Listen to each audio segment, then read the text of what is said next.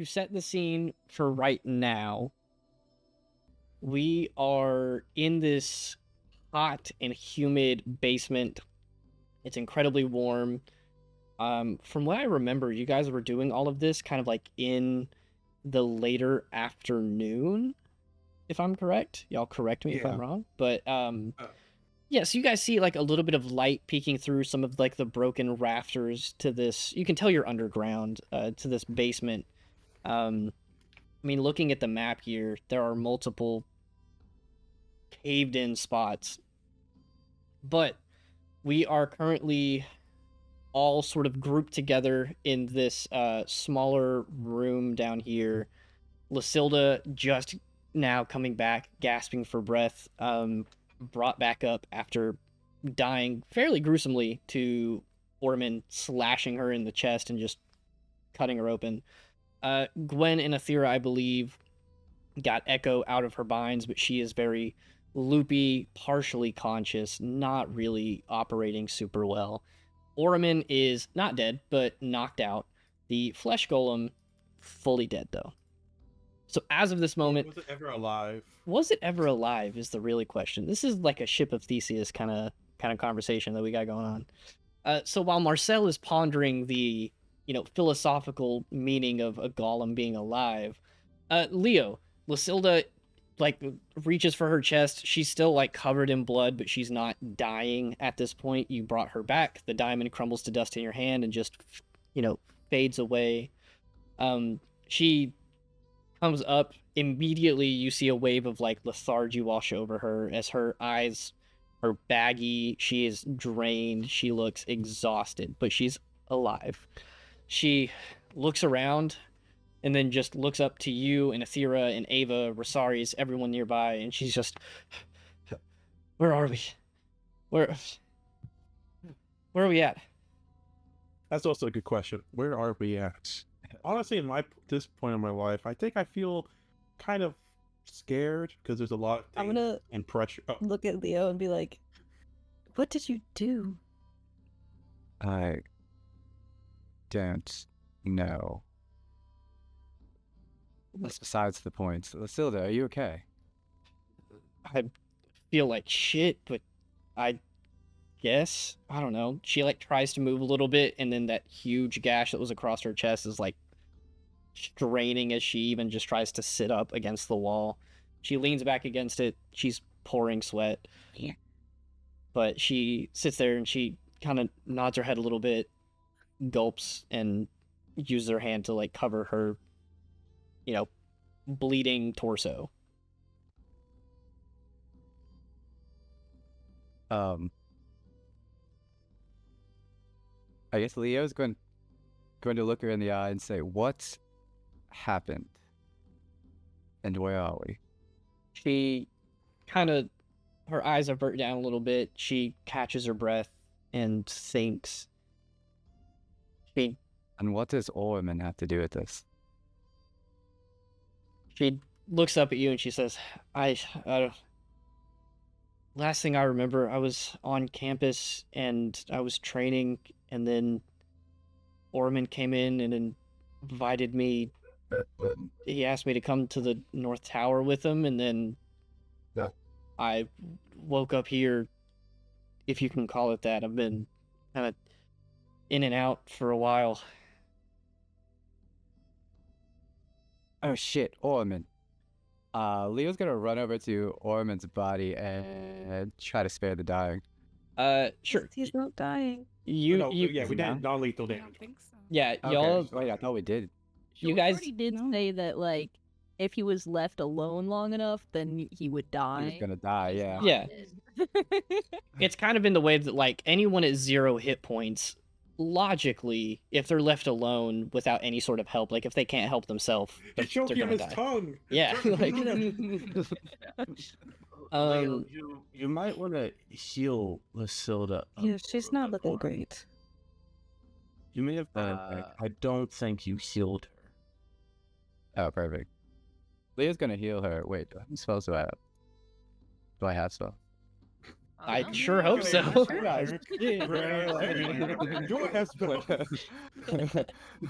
If he does it, can I take his?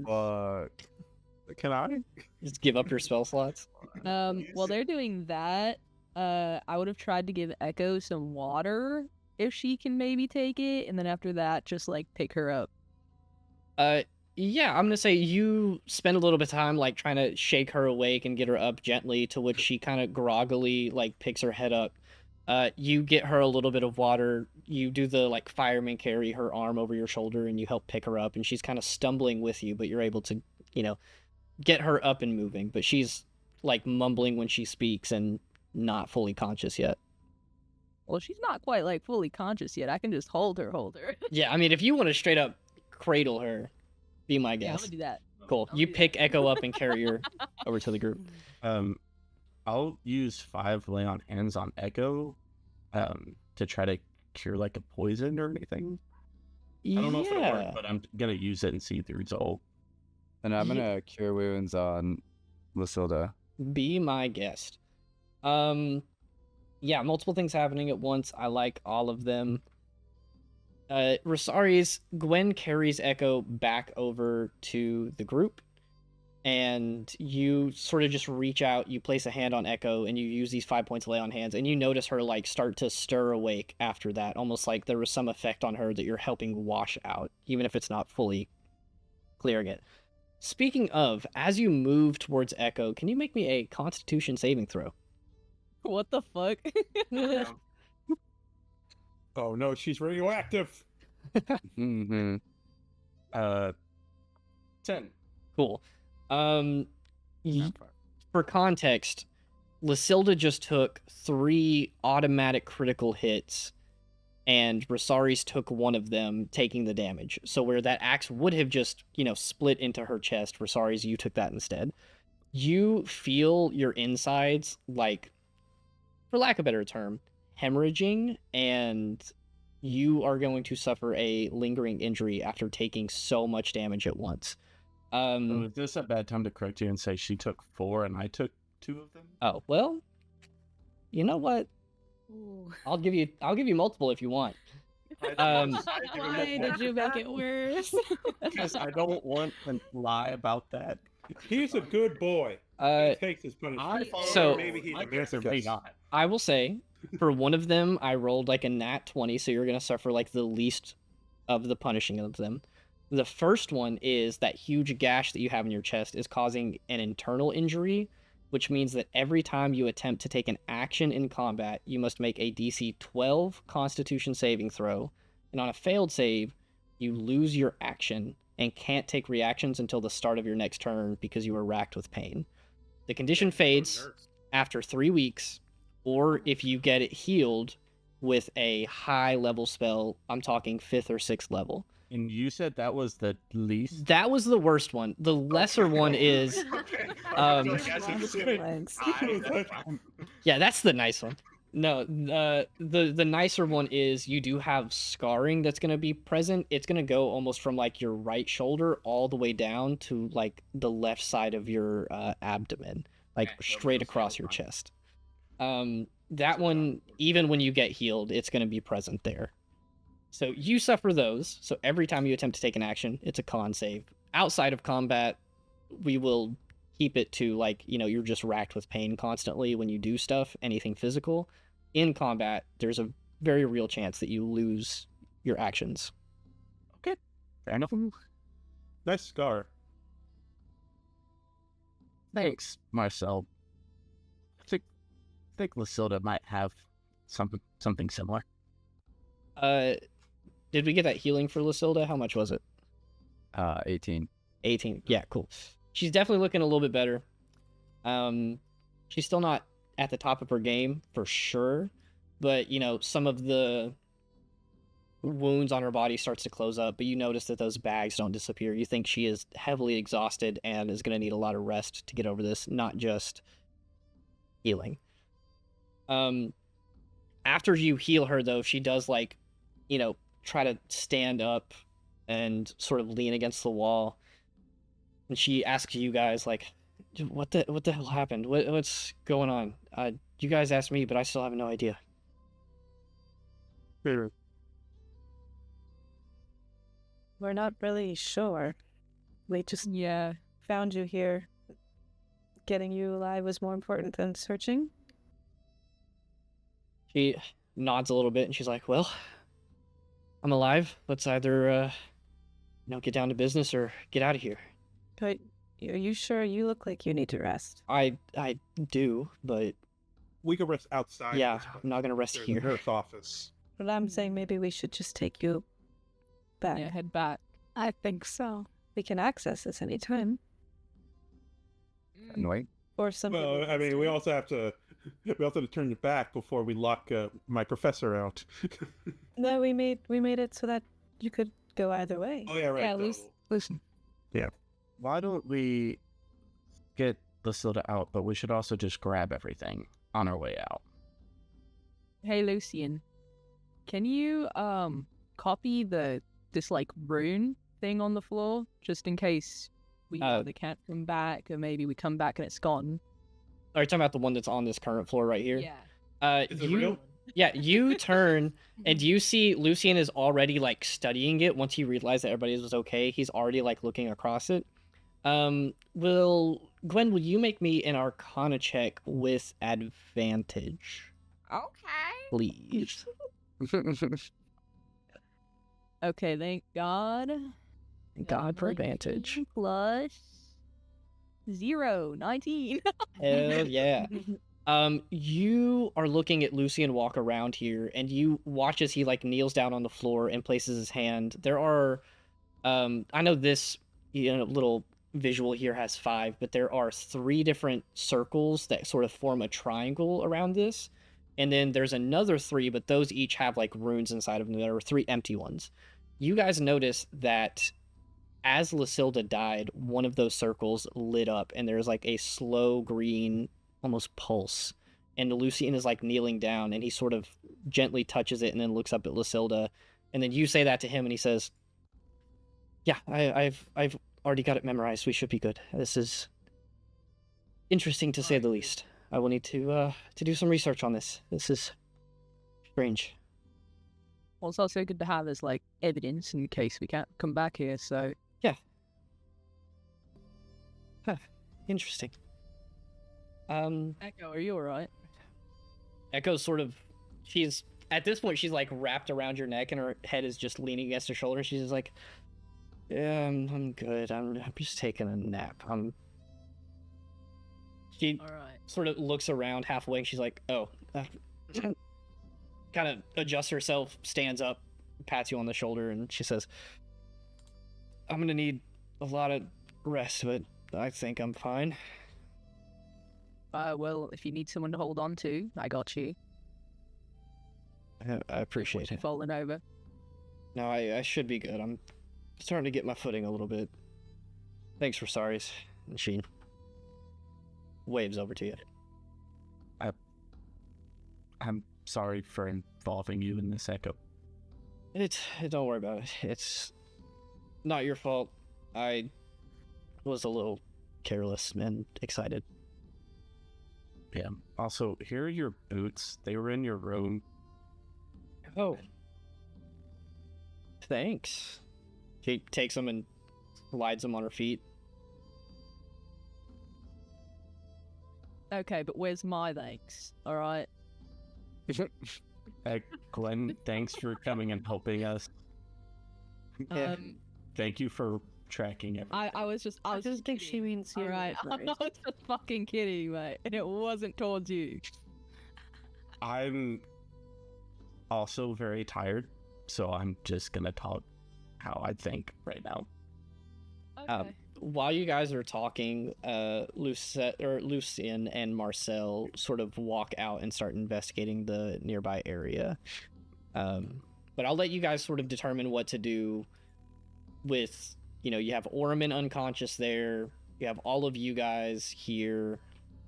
Echo and Lucilda are kind of just ready to get out of here, but they still have no idea what's happening.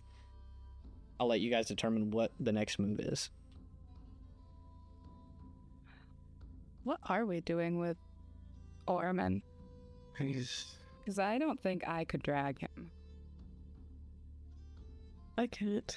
We should bring him back. I could help drag him. I suppose if maybe all of us tried to drag him. I think me and Gwen can get him, and I'm also gonna pick up his great axe and shove it in the bag of holding. Are you sure, Rosari? Since she's looking at your horrible wound. I'm perfectly fine to go again. Maybe I'll help. Leo could make What? yours help. Yeah, that works too. Yeah. We got this. Yes. Yeah. You're strong, right? Yeah. Okay, cool. Yeah.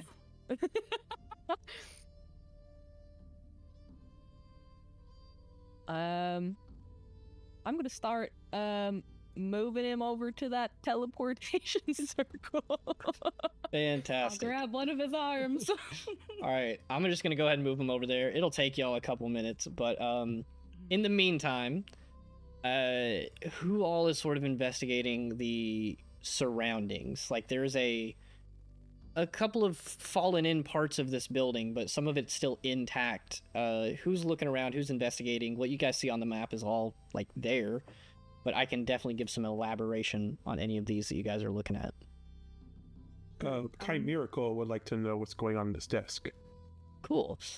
I'll let you give me like investigation or arcana. I'll take either one, and I'll say roll flat. Actually, I'll give you advantage. We'll say Lucian's helping you. So actually, not only take advantage, but what's your bonus to arcana? A whopping 0. Cool. Change that to roll with advantage, but you're gonna have a +7 to this because Lucian is kind of taking helm. But I'm gonna let you roll. Shut up, DM. I got an 18. Damn. Just 25. Yeah, like a 25. You'd love to see it. So you two start investigating this desk, and Lucian is kind of pointing some things out to you, but he is looking around at the different pieces here, and he's like, oh, this is quite simple. This is a spell scroll station. You have all of these empty parchments here. You have the scrolls here, enchanted ink, quite expensive. Please don't ruin that. But it's pretty obvious that this is way beyond a barbarian's. Yeah, this is the work of a high level mage. He takes one of the spell scrolls out of this chest off to the side here, and he pulls it up and he kind of shows it to you. Do you speak Sylvan? Yes. You do, yeah. Magical language of the world. He shows it to you, and you immediately read like the title of it, and it is a modify memory spell. Oh, it's a memory spell. Modified specifically. For what? I'm not sure. I'm not sure either. He also guides you around to this area where Athera is, which on a 25, I'm just gonna go ahead and have Lucian sort of describe all this to you. This is a like spell scroll station with a couple of high level spells, a couple of low level spells, just random stuff. These are various potions and like an alchemy station. So there are lots of ingredients, there are lots of potions here. They have various little labels on them in Sylvan. If you guys would like to investigate and see what kind of potions they are, Lucian can probably, take a guess and tell you. Yeah, Chimerical definitely gonna look into these potions because... Yeah, there are a couple different ones here. There are some that you immediately piece together that are like, oh, these are what's keeping Echo and Lysilda in that like groggy, half conscious state. So there's some like poisons that do that. There are also some healing potions. There are some potions that have various like enchantment effects, like similar to modify memory, where it causes you to take different courses of actions. You're much more susceptible to being commanded, stuff like that. So there's a lot of essentially like debuffs, if that makes sense. Lucian, I have a question. Yes, I have an answer. How skilled must you be to make these type of modified spell scrolls and as well as these type of potions at this? Oh well, the spell scroll is not modified. It's from the modify memory spell, which, Yes, for me. if I am correct, You would need to be, pretty far beyond our skills. You would need to be at least a third or fourth year at the school. Okay. It's not We have a lot. We still more have a lot of advanced. people who can be in it, but I mean, We- to we to could create the be spell social. scroll. Yes. yeah, we would take these potions with us. Sure, but please be careful with them. We don't want to spill them in our bags. We have a bag of holding. Of course. Here, I can put them in. Yeah, you guys start filing some potions in. The rest of you, what are we doing? I want to check out the desk in the back room. I see Zach pinging down here the weapons. Yeah, Zach, you can just take them. It's 4 daggers, a crossbow, and a longbow. Okay. Loot goblin, I swear. Not gonna lie, I thought you said peeing instead of pinging. Being in the corner. Yeah, Um, really had to go. That injury hit hard. Yeah, everything out of him. It got my bladder, guys. I didn't realize that was in your That's where the internal chest. injury is. Yeah. So Gwen, to make some sense out of this like room up here, it's almost like a little office. There is a desk with a couple of drawers in it. There's that the top of the desk has a nice sort of older leather-bound red book with a quill and ink right there. There's a small little basin with a very, for lack of a better term, demonic-looking altar at the top of it. It's maybe a little bit bigger than your palm, but it has like these faint red eyes, these horns that come down, and there's a little bit of blood inside this little like bowl basin thing. There's a leather. Smell the blood. Sure, give me a What's it smell like? give me a survival check. Actually, Okay. with advantage. Okay. This would be a bad time for us to walk in, huh? This is so funny because the last, like this one and last one, when he told me to take advantage, my second roll is 1 for both of them. But that is 20. Dirty. 20. You can tell that this blood comes from a humanoid. Your best guess, because it's kind of muddled in this, is it's not any exotic races, so it's probably like a human, halfling, elf, dwarf, like something in those regards. It's you highly doubt it's like dragonborn or Goliath or anything eccentric like that. Okay. And With then I that, also want to look in the book. yeah, you open it up, you start flipping through. I'm not gonna have you do a check on this because there's not really much for you to glean here, except that it's just a bunch of names, and then beneath each name is some detailings of that person, like some features of them, where they're from, stuff like that. You flip to... I'll let you actually decide here. One of these I will just give to you. The other one I will have you roll for. You can either look through that first chunk of the book and see if you can't gather some information or a pattern of these people, these names, or you can flip to the end and see if you can't make a connection with what's happening here. So which one do you want for free? I guess the pattern for free? Sure. For the other one, give me an investigation check. Okay. Ooh, nat 20, baby. Oh, Let's go. go ahead, Zach. Bet up, Jordy. Thank you. Gwen, I'm just gonna give it to you, all right? You start flipping through the beginning of the book, and you turn around, and there's a map on this other desk back here. You start looking at some of the locations of the names in this book, and this book is pretty old. The names and the locations tied to them slowly go through from around like in Timera, which you're not super familiar with. It's not like you've ever been there.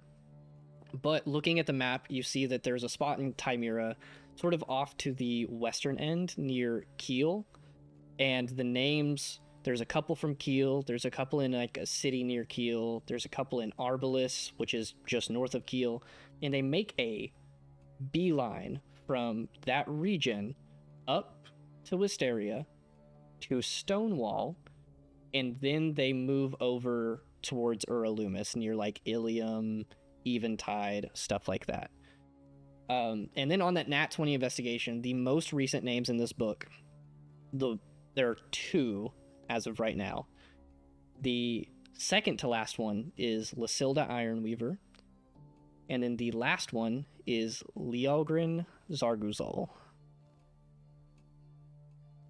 Okay. I don't know how to spell his last name, so I'm just guessing in my notes right now, Leo, but there you go. The fuck? I don't know. That name is hard for my little pea Yep. brain. Yep. So with that, you fully you start making the connections with this book. You look at the map and you're just like, Gwen has a stroke of genius here, and arcane magic may not be your thing. They're over there talking about potions and scrolls, but you're making some like logical connections with locations and names. That shit's easy. The other things, yeah, Leo, if you want to join in this room, feel free. The other things in this room that you could potentially look into, you have that like humanoid blood there that you're not sure what's going on with, and there's that chest in the back. And then I guess there's also like drawers in the desk. There's not really much on the map or the book that you haven't already figured out. Hey, Leo, Gwen, Your name's in here. why? I assume it has to do with where you come from. You can take a look. What? Yeah. Lysilda's in here too. I like point at the names in the end of the book. Leo, give me a perception check with advantage, if you would be so kind. Well,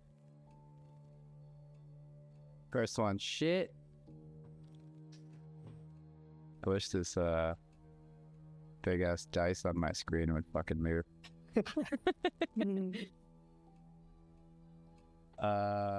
15. Not bad, not bad. As Gwen is showing you that last page with you and Lysilda's name, a couple of names beforehand, it's kind of distant to you, but you recognize another name in there. The name is Elwyn Viriandri. The fuck?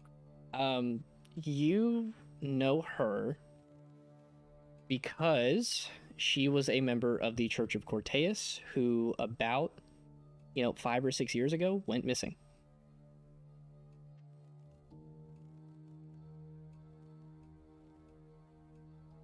That's interesting. Probably better if you hold on to this book. So But it's everyone from Stonewall. There's other people too, and Gwen kind of explains like the correlation with the different locations on the map that like Shorty said.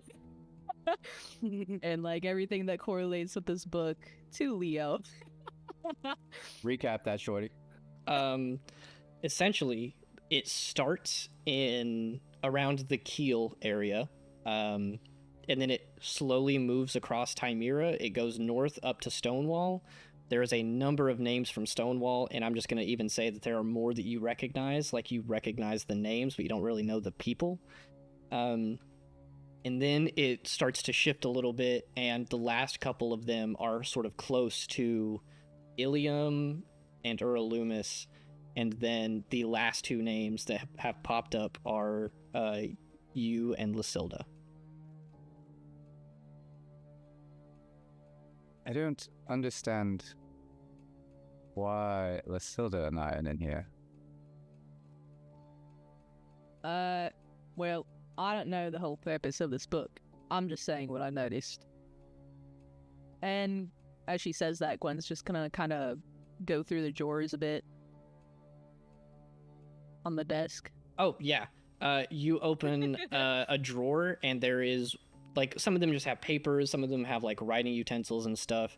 You open one, and it is, like, as soon as you open it, you feel the weight, and it jangles, and it has about 2 dozen, if not more, of these metal amulets which you might not recognize. You can give me a history check if you want. But Leo, if you're helping with this, that would probably be a bigger help. Yeah. I'm 12. Cool. You don't really recognize them. Leo, you immediately ping that those are amulets of Corteus. It is the Amulets of Corteus. little sword with the like the horns coming out of it. Does it match mine? Yep, looks almost identical.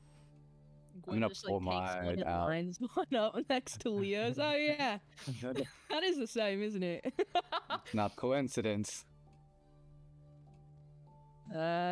Someone's got something against your religious people, I guess. So he's going to kill us. Maybe. And then Gwen's gonna go over to the chest. Sure. It's You. just not bothered. Glenn's just like, hey, you might be murdered, but loot though. Just maybe. You pop open. Yeah, you pop open the chest. This one is much simpler. It's not super big, but there are just a number of gold, silver, copper pieces, jewels, stuff like that. This is like a money storage kind of chest right here. Can I take all of that? Take all of it. If you can convince Athera to let you borrow the bag of holding, absolutely. Wait. Yeah, let's try that. All right. Okay, I want to shove as much as I can in my bag and then ask Athera for the bag of holding. Oh, dude. And Leo's watching. All right, you're able to. I'm gonna. This, Leo. Actually, yes. All right, let's fucking do this. You get 17 jewels. So I'm just gonna start divvying this up. Let's say like 6 rubies. 5 sapphires, 3 diamonds, and 3 pearls. Dang. You also get. Each? No, that's just Gwen. She's robbing this place. If you want to take some too, you can. Yeah. You also, if you're just lining your bag with gold and Zim is like moving around it, you can probably get about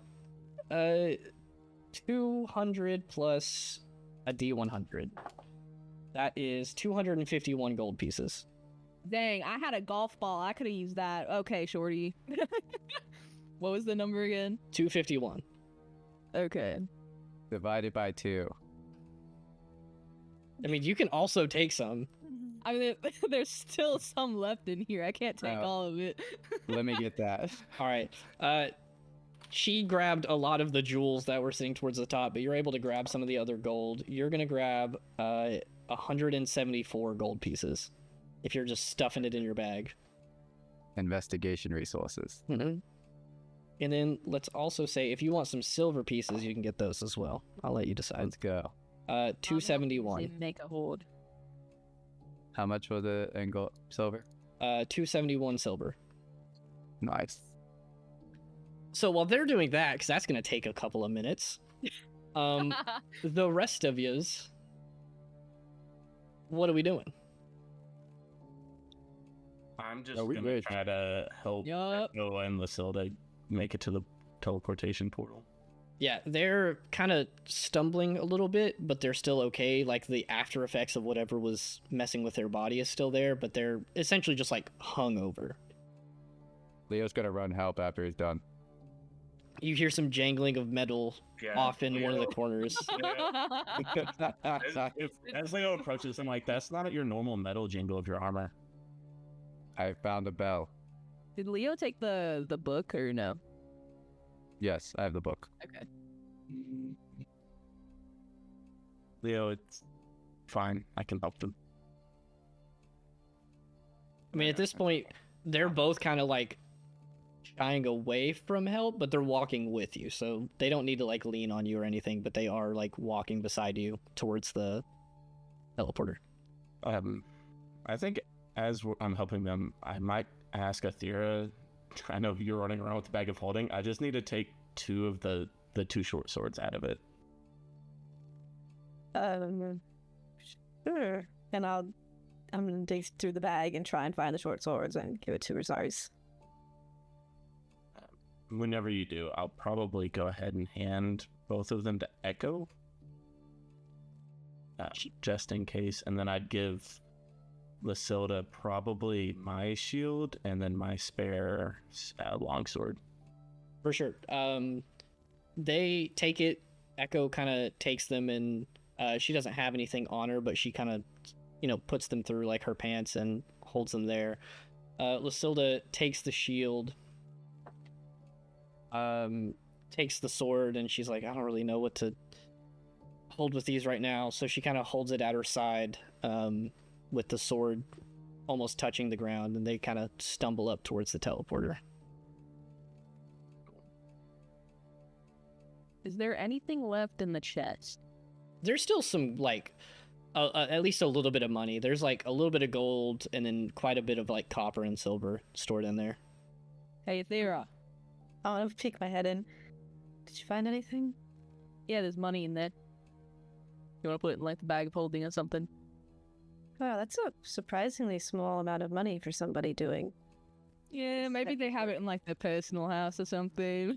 Can I see that her bag is, like, overweight or something? I just, like, push my bag, like, kind of away from her field of view.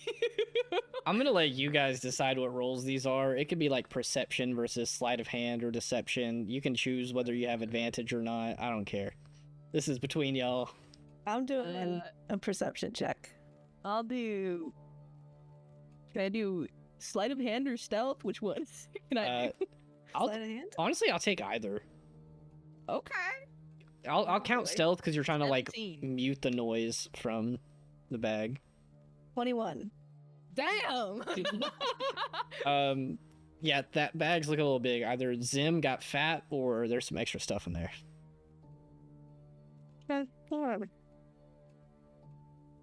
Well, so you're okay with looting this, but not graves. This isn't a cemetery, last I checked. Almost was. I'm gonna take whatever else is in the chest and... Sure. I'll just spit off some numbers for you if you want to jot them into your inventory. It's going to be, let's just say, 71 gold pieces, 211 silver pieces, and then 590 copper. Cool. I'm also gonna look at this map. Sure. Just because I'm curious.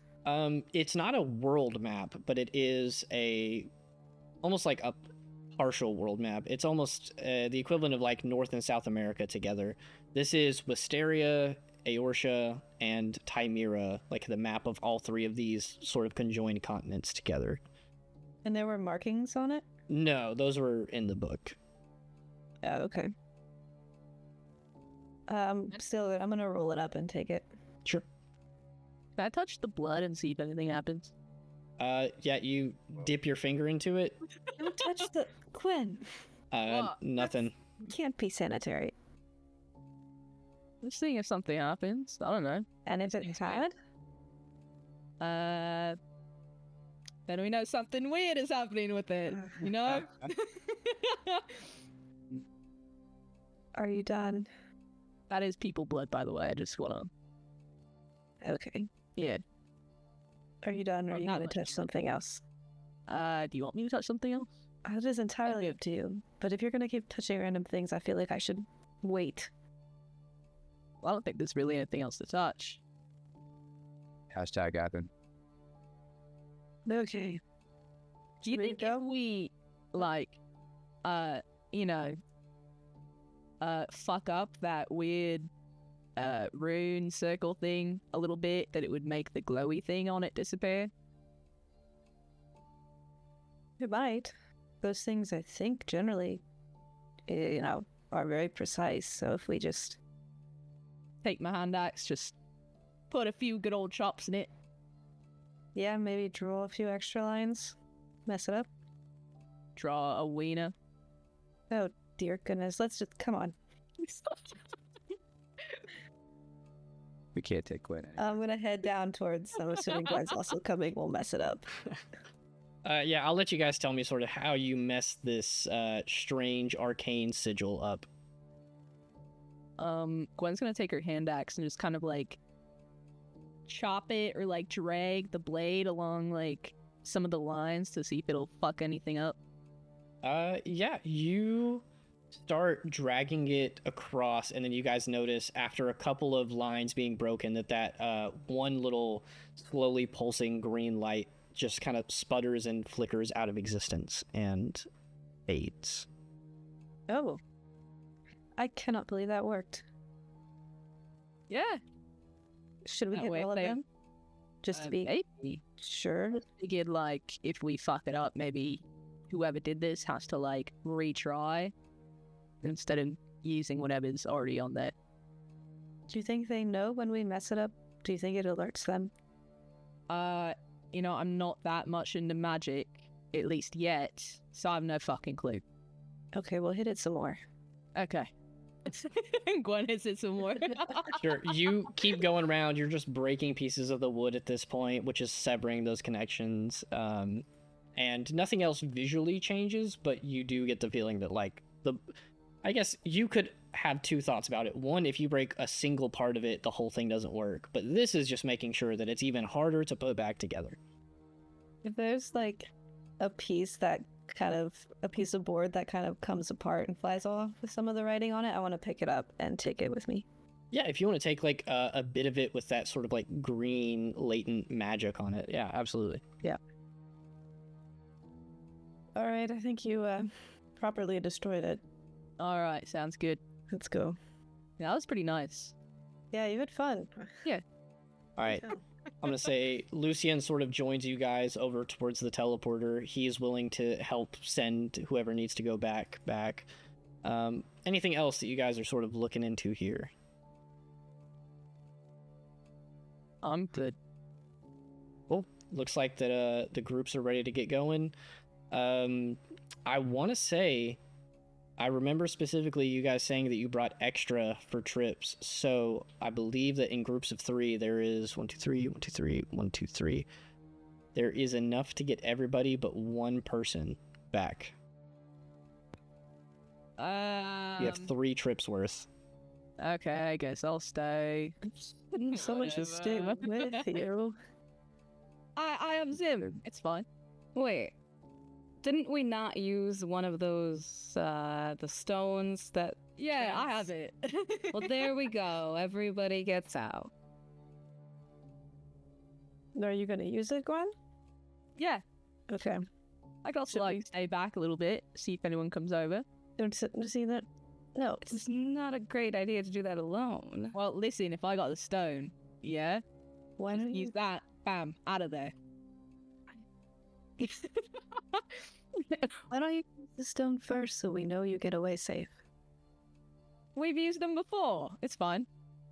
Gwen, aren't you tired? Yeah. We haven't stopped since we got back. I just haven't had, like, some pretty good stress relief, though. That was pretty... I like that. Maybe I could destroy more things while you guys are gone. I don't know.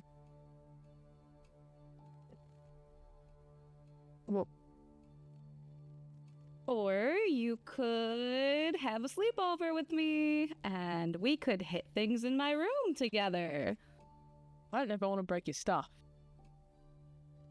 Well, it won't be my stuff. Your stuff? What do you mean it's not yours? The walls aren't mine. But wouldn't, like, you get billed for that or something? I don't know. Who cares? Can't people mend that shit? Maybe. From experience, you can mend school. See, there we go. Sorry. Gwen, we just rescued 2 people. I don't want to rescue a 3rd tonight. Just head back. Okay, well, I wanna look at this stuff real quick. You guys are doing that, and then I'll head back. She bolted. Well, all right, what are you looking at? This Is there stuff like everyone the else potion already and looked. shit? Yeah, Did they yeah. already look at it? They kind of took wanna most see of the what they- potions. Okay, are there any left? I'm gonna let y'all tell me. I guess that was Marcel and Athera. Chimerica wouldn't. He would take everything. Yeah. What about the spell scrolls? That's a Lucian question. Yeah, that's a Lucian question. I mean, did you guys take them or no? Well, Lucian would. Would he? He's a wizard. Would Does he? he need them? I'm gonna say Lucian feels uncomfortable taking this because he has no idea whose this is, and if they're capable of doing this, he is a little scared of pissing them off. I've already pissed him off good enough, so it wouldn't hurt to make him a little bit more mad. He says if someone else takes them, that is on them, and he will gladly use them, but he's not going to be the one to make that decision. I can make that decision. All right, so Gwen, if you want to take all the spell scrolls, just make a note of that, and I'll write out what all they are later and send it to you. Same with the potions. Okay. Yeah, so if you guys are sort of leaving Gwen to her own devices here, looting that stuff while you guys get out, I'm going to say that all of you, in groups of 3, teleport out. You arrive on the other side of Tilanche's office. I'll just ask really quick where all of you are going for all my people teleporting back. Well, shouldn't we drop the people off in the nurse office? Yeah. Frank? I would definitely agree so.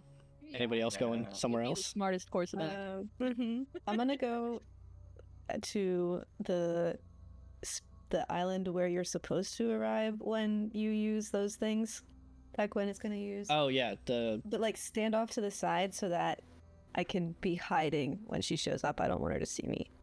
I Yeah. just want to see that she gets back. you go and you sort of sit in that central area between all the academic buildings, and you just kind of sit over there leaning against a tree within view of where the stones return to.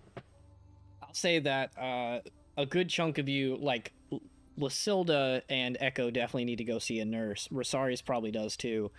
You guys go off to the nurses' wing, which is open, pretty much all hours on campus. You guys walk in, and a little halfling lady, Nurse Gladys, sort of welcomes you guys with a big smile. She's got like the big poof of hair pulled back. She just says, "Oh, hello, welcome. Leo, how good to see you." You recognize her. She is one of the nurses here, and you volunteer in the healing ward, so she has been your manager essentially. But she sees all of you guys, and she says, "I see some familiar faces. What can I do for you guys? You guys look very beat up." Well, that's kind of your answer, right? We're beat up, so we need you to help them. Great. All right. Well, if you guys will just sign in for me. She motions to a piece of paper, and then she hops down off of her stool, walks around, opens the door, and she says, "Anybody who needs any, assistance, just follow me." I'll sign in and go ahead and go in like I always do. Lysilda and Echo both kind of scrawl their name there and then shuffle in. After you guys head in, I will ask, I guess, Marcel and Leo and Ava too. You guys are still here. Lucian, walked you guys there, and then he says that now that this is over, he's gonna go check in, see if he can't find Cilia, and then, continue doing his thing. Where do you guys go? Are you gonna wait with the people, or are you heading off to do your own stuff? Well, Marcel will Kamirka will say something to Lucy, and he will say, can you use maybe one of the potions or something to maybe track who actually created them?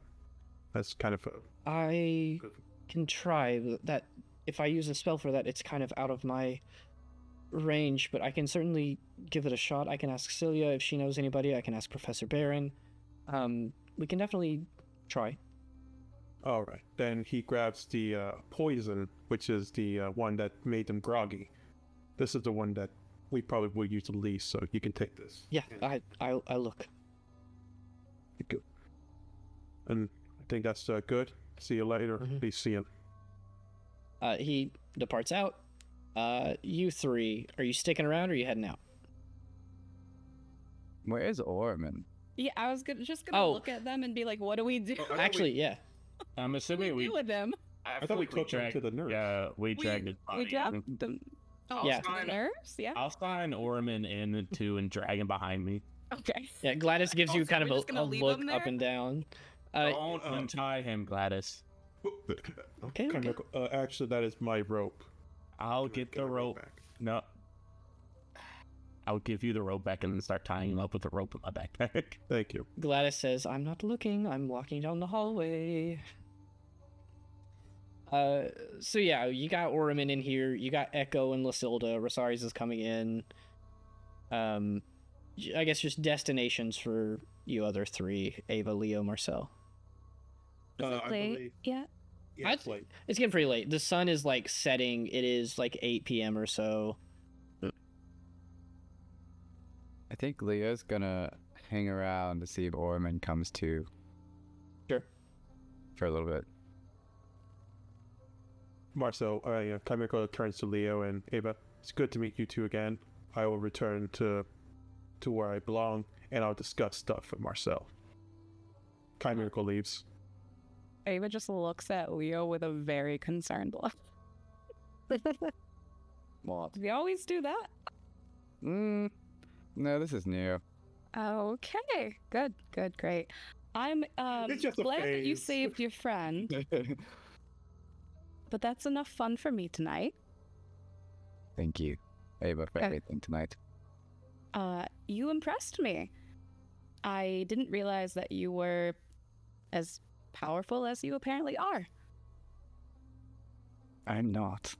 I'm pretty sure I saw you bring someone back to life. I don't know how that happened, but I guess it's something that we can all talk about later after we figure everything out. Another time, yeah. Well, good night.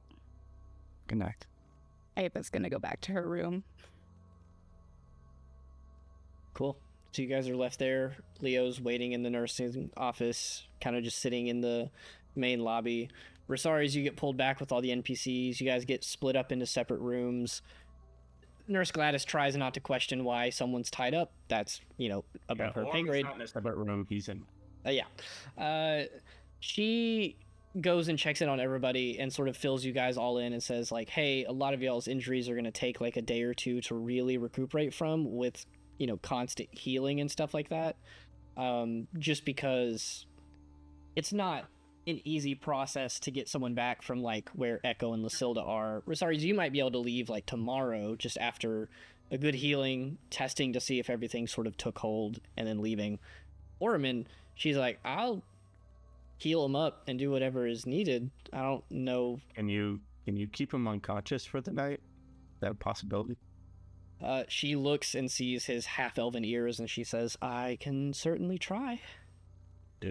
You can try, or I'll do it my way. I just hold up a fist. I'll do my absolute best. Okay. He'll be unconscious either way. That's no fine. violence on campus, other than teacher facilitated. Immune to fall asleep, but not immune to paralysis. Oh, Exactly. That's good. With all of that being said, Gwen, you stayed back. Yup. I would love... A Constitution saving throw and initiative. First of all, I would love for you to tell me, what are you, like, investigating and looking around for here? I think you said you're gathering up the spell scrolls first, but after you finish that, you stuff a bunch into your bag. They're, like, falling out at this point because your bag's full of gold. Zim has to, like, get out. You're able to stuff about, like, 7 or 8 in there before it's just too much. You clip your bag closed, Zim is on your shoulder. What else are you looking around for? These weapons aren't here. You still got, like... Yeah. Some of these rooms seem to have caved in, but there's a staircase up to the right. You could further investigate this room down here where Lysilda and Echo were. What are you thinking? Well, first I'm gonna make sure that I have like the teleportation stone ready in my hand, just in case anything happens. And I'm gonna go back to the room in the back, and I'm gonna like tip over the blood thingy. Sure. The altar. I mean, a lot of the blood in there is kind of just stained on, but a little bit like pools and trickles out. Really quick question for you guys before I complete this with Gwen. Did you guys, the runes on there, I remember we had a choice. You could either leave it where it was set to both, or you guys could erase it and have it where it flips to one or the other. We did set to both. Okay. Did you guys leave it like that, or did you change it before you left? No, we left it like that. Cool. All right, so Gwen, keep on going. Yeah. Hey, Zim, can I have one of your crayons? He looks up and furrows his eyebrows and reaches down through all of the gold clinging, finds one and brings it up, and he looks at you, and in your head you hear, "You better be good with this. This is my red crayon." It's pretty good, trust me. And then I'm gonna go to the open chest, and I'm just gonna write, like, on the inside of the lid, "Get fucked" in big letters with the crayon. Fantastic. And I'm gonna put a little smiley face. Cool. With that being said, you write that in there, you leave the chest open. What else do you got? I'm gonna have the chest closed. I'm gonna Okay, close it. okay. Like a surprise when they open it. Yeah. Yeah. I'll let you kind of direct me around. Where else is Gwen poking around in here? She's gonna go over to, like, the potion making shit, and she's just gonna break them. All right. Sure. Just causing some chaos. Yeah, she's just gonna break them. And if there's more time to do anything after that, I'm gonna investigate the stairway. Sure. You look up, and it looks like there's some, like, wood, this light-colored sort of tan wood, and some stone that's broken and fallen in. But you kind of see through parts of it, and you see, like, the dust filtering through the air with that sunlight coming through, just the last of it before it hits dark. You feel like with a little bit of time, like just a couple minutes, you could probably clear a way up to the surface from here. I want to do that. Sure. Yeah. You go ahead and you start moving some stuff. Give me an athletics check, not to determine if you can do it, but how long it takes. Oh, that's good. 21. Ooh, pretty solid. I'm getting good rolls. Yeah, I'll say at this point, you've been in, this basement for about 25, 30 minutes without anybody else there, just walking around, sort of fucking with everything. You clear a pathway up to the top, and then once you clear that final piece, like, some sand falls in and starts pouring onto the staircase for a couple seconds before it stops. You going up and outside, or are you staying there and just looking? I'm going up and out. You crawl up out of this basement, get up onto the surface. There's, like, this sandy dirt on the ground, and you look around. Give me I'm gonna call this a perception check. I'm gonna give you advantage. But the amount of detail I give you, So generous. a lot of rolls here, trying to give you all advantage. Okay. It's pretty I basic. did not get a good roll. I got a 10. Not great. You look around. The air is humid. You sort of feel it on your scales. You're looking to either side. You don't see a lot of vegetation. Just a little bit to the north of you, though. Like, you have the sun setting to the east over there. And to your north, you see just kind of in the distance, like maybe a couple miles away over the sand dunes, the peaks of what looks like these sandstone towers in a large structure. But you probably need to get to a higher vantage point to see much of it. I want to see if I can get to a vantage point. Sure. You walk around a couple seconds, you find, like, some of the highest parts of these hills that are near you. You look and you see off in the distance, just kind of like peering your eyes, there's just enough light left to see. It is the ruins of a massive kingdom, miles big. You also see that off far in the distance, like, is the coast a couple miles away. But that large city kingdom place, desolate, doesn't look like there's any life, there's no light, a lot of the walls are broken down, stone rubble on the ground, looks pretty dead. Okay. Hey, Sim. You want to draw this? Nods his head, takes the crayon, searches for his little book, takes it, stands up on your shoulder, straight like a meerkat. He takes a couple minutes to, like, sketch this out. He adds some extra, definitely unnecessary details, like him as a big dragon flying over it. But he takes a pretty good record. Maybe make it, like, draw some other things kind of near us, yeah? put like an X where we came out of. Like Yeah. a little map. He takes sort of a little bit of a look at sort of the surrounding area, like the house. You guys are in almost like a little village, but most of these houses are like old and gone. Nobody's lived here for ages. He takes note of that, sort of draws this kingdom off to the north, draws the coast off to the west, and writes that in his little sketchbook, closes it, claps his hands, and he's good. All right. That looks good. I think we're done here. What do you think, Sim? Yeah. All right. I'm hungry. Me too. I'm gonna use the stub. Cool. You use the stone. Athera, right at about that like 50-minute mark, right when you're getting a little impatient waiting, you see Gwen bloop, pop up with Zim on her shoulder in the center of all the academic buildings. Stars are starting to decorate the sky. Stomach's starting to rumble a little bit. Cool. I'll kind of like sigh, and then I'll just hang out till she's gone, and then I'll go back to my room. All right, Zem. Let's take this gold back to our room, and we can make you your own pile. That's what dragons like, right? Hell yeah. Yeah. With that, you guys all head out. A couple of you staying at the nurse's office, a couple of you going back to your rooms, and we will take our break right there. A little early tonight, but, you know, it's all fine.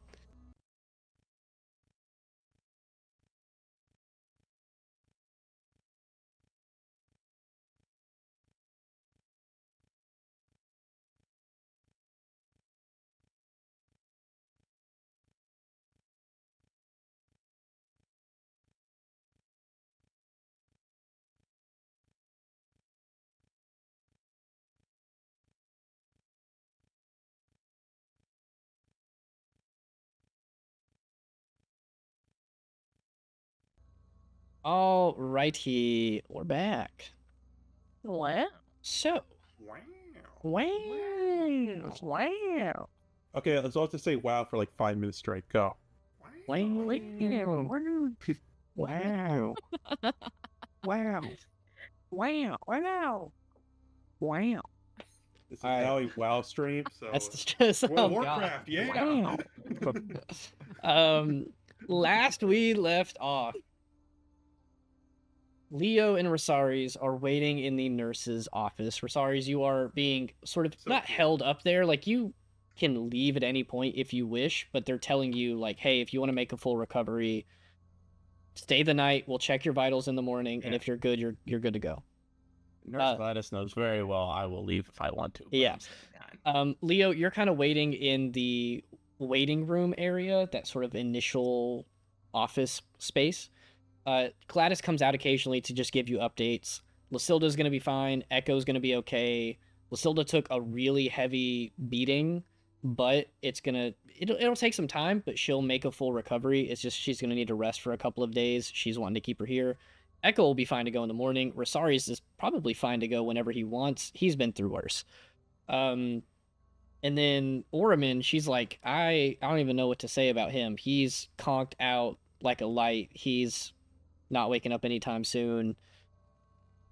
He isn't even that injured. Like, a little bit of healing and he's fine, but he's just really messed up. So, you know, he's probably going to wake up in the morning. We'll talk to him, see how it goes. The rest of you dispersed around campus. Ava, Athera, Marcel, you guys all went to do your things. Lucian went to try to potentially find Cilia or someone to help investigate this potion. Gwen, did you have anything that you wanted to do before you just kind of tuck in for the night? Yeah, Gwen like shoves all the gold that she got underneath her bed, and then she plans on going to Professor Rand's office. Just loose? Yeah, just shove it as far back as I can. As you're coming in and doing that, Delphina is like sitting on her bed, like side-eyeing you, just like, where'd you get that gold? From an abandoned building, Delphina. Did you count it? I did. I very much did count. This is for Zim. I mean, not all of it, but you ever heard how dragons and like they like hordes or something? I feel like maybe Something like that. I don't know. Yeah, but I did count, Delphina. If you I say did. so. She goes back to reading her I- book, then kind I of do looks at you keep, over it. like, all the gems in my bag, so it's just the gold. She's reading her book, just kind of. You know what, Zim? Why don't you stay here? He You jumps stay down. here. He sits on the gold and just kind of like makes a gold angel, I guess. Okay. Yeah, where you head off to? I make sure I have that map and I go to Rent's office. You head down to Rorsch Plaza. You walk up to the door and give a little knock, and then a couple seconds later, you hear a call out from upstairs. So it's kind of faint, but you just hear a, "Who is it?" It's Gwen, not Marcel. I swear. You hear kind of soft, but I guess I don't want to say lack of patience, but just kind of like probably got up out of bed, walking down the stairs, opens the door, and you see Rant there in like very loose, casual clothing, which is not regular for her. She's normally in her like ranger gear. Her hair is pulled back in like a pseudo ponytail, and she's like, "Hey, kid, what's going on? This is important. Trust. But I'm gonna ask a couple questions first. Come on in." Yeah. Gwen follows her in. Yeah, you guys sit in her office. How are you good friends with Professor Tilanche? Tilanche, I mean, I know her. We're coworkers, but she works up in the North Tower. I work down here. I don't really see her very often. Okay. How do you feel about the Church of Cortez? I am not particularly religious, but I know the history. I know Okay. the beef, I guess you can say. You know how Lucilda was missing? We told you that, right? Yeah. How's that going, by the way? I guess We found her. great. Fantastic. She was in like an abandoned building's basement Mhm. with Echo, who was also down there, but Echo was tied up, so was Lucilda. They were kind of fucked up. Pardon my Draconic. I can't say French. French doesn't exist. It's fine. It's the weekend. It's I- Elfin, thank you very much. I speak a little Draconic every now and then. But there was like this undead creature, some sort of ritual. Lucilda died. She's not dead anymore. Oh, There okay. was this, what is it, fourth year, fifth year? I don't know. His name starts Oh. with an O. He was down there. We don't have. He was acting weird. Mhm. I don't know if he was like mind controlled or something. But all of this was, we were taken there by a teleportation circle from a circle in Tilanche's office. Right. You went to yeah. her house. No, well, yes, but I realized that mistake and we went back. She had this other one. It was like, Okay. I don't know. There was a second one, trust me. There was. And it I- took us to this basement with the two kidnapped people. Wouldn't you Mhm. say that's weird and suspicious? I And you know, would. Lucilda, when Lucilda died, yeah, it lit up this rune on the like weird rune symbol. There was also some sort of like blood, maybe sacrifice in this stone bowl thing, in offering. I don't know. I know she's a warlock, but I mean that shit's weird, right? Yeah. A lot of stuff happening. First thing, a fifth year. A fifth year? I don't know. It was one of the older people. I don't remember how you used to work in this school, to be honest. Second year. Second year, yup. I thought he was an older man. No, It Gwen. just came back to me. He's the second year. My bad. I'm glad to know that I'm our very homeroom tired. class really teaches you a lot. There's 3 years at the school, an optional fourth if you get invited back. There's no such thing as a fifth year. That's what it was. Yeah. So now jog in your memory. Okay. So Tilanche has a teleportation I circle haven't- in her office. Yeah. Every teacher I haven't does. slept for like over a whole day, so I'm Yeah. just a preface. Uh-huh. I can tell. Yeah. But anyways, we found the missing people in Tilanche's Yeah. So teleportation her circle. teleportation circle, which again all teachers have to go to their home, Mhm. hers had another place that was an abandoned building, and the kidnapped people were there. Okay. Okay. See what you're There's saying more. here. There's There's more. more. Okay. I'm listening. There was a book. In that book, a bunch of names that's like correlated with different locations. Mm-hmm. And Leo's name was on there, and so was Lucilda's.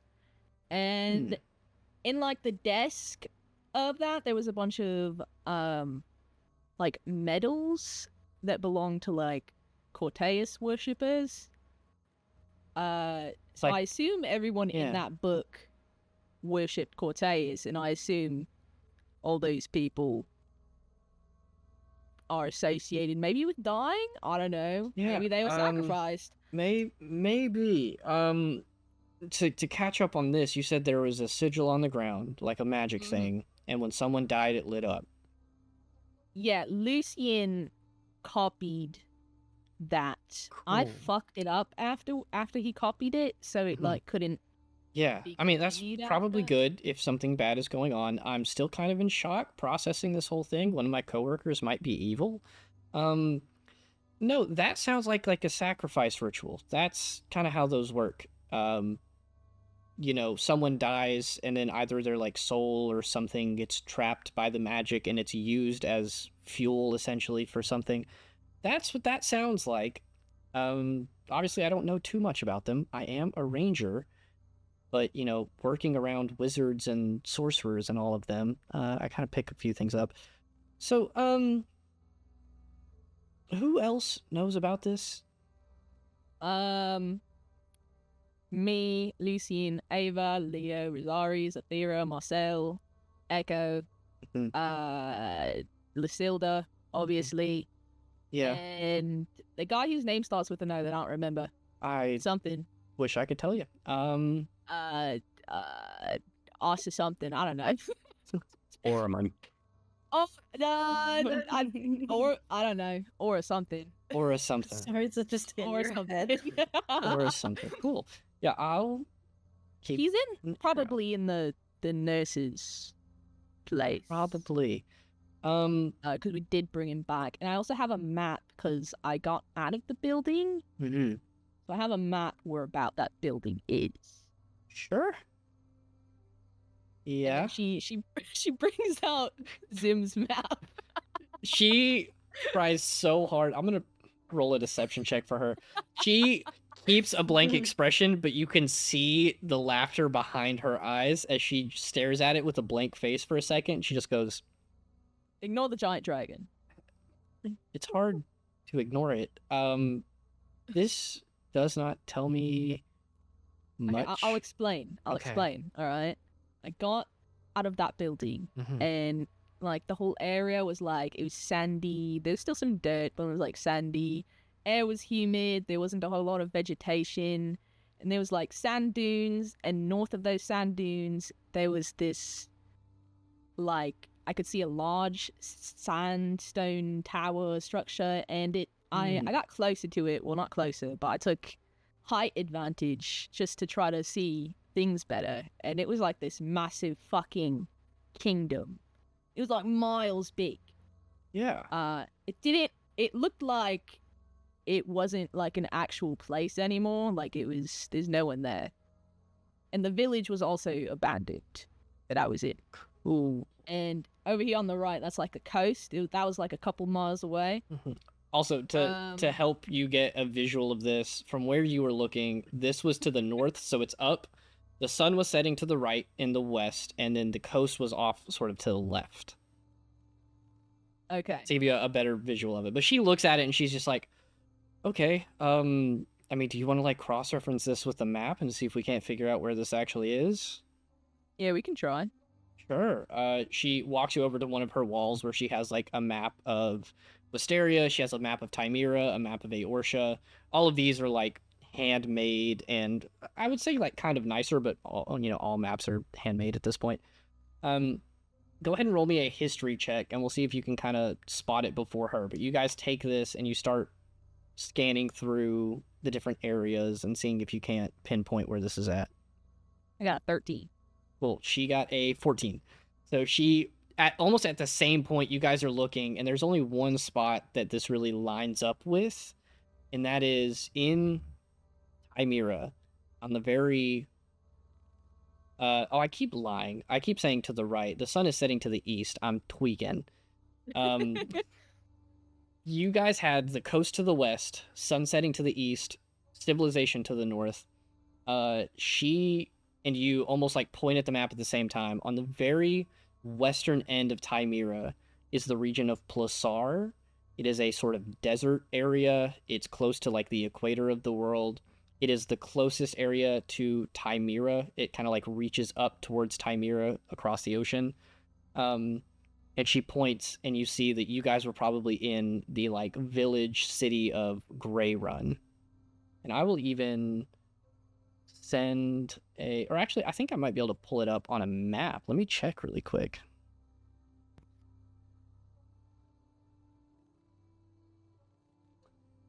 But yeah, you guys see that. I'm not gonna hold this up, but you guys point, and you're like, oh, you're right outside of Plasar. Okay. I guess that kind of makes sense because in the book that I told you about, with like the names and whatever, there was a lot like kind of going through Chimera, and then kind of like near Kiel, and then it goes all the way to Asterion or Loomis. So So it kind of makes a trek up here across the continent. Yeah. I'm starting to get what you're saying here. I'm gonna go ahead and pull up the maps just so you guys can sort of see what I'm talking about. Switch over to this. So, I can see what we're talking about. I can see a map in my eyes. up at the top left here, you can see the region of Plasar. That land just up to the left of it is Wisteria. That is like the Paranum Desert, Sabrine region, and then Plasar is down here. She's saying that you're probably in Grey Run, and then you can even see where Kiel, Arbalest, and then up north would be like Stonewall and stuff like that. So you see that this journal sort of marks a trek through these areas heading north up towards Wisteria. okay.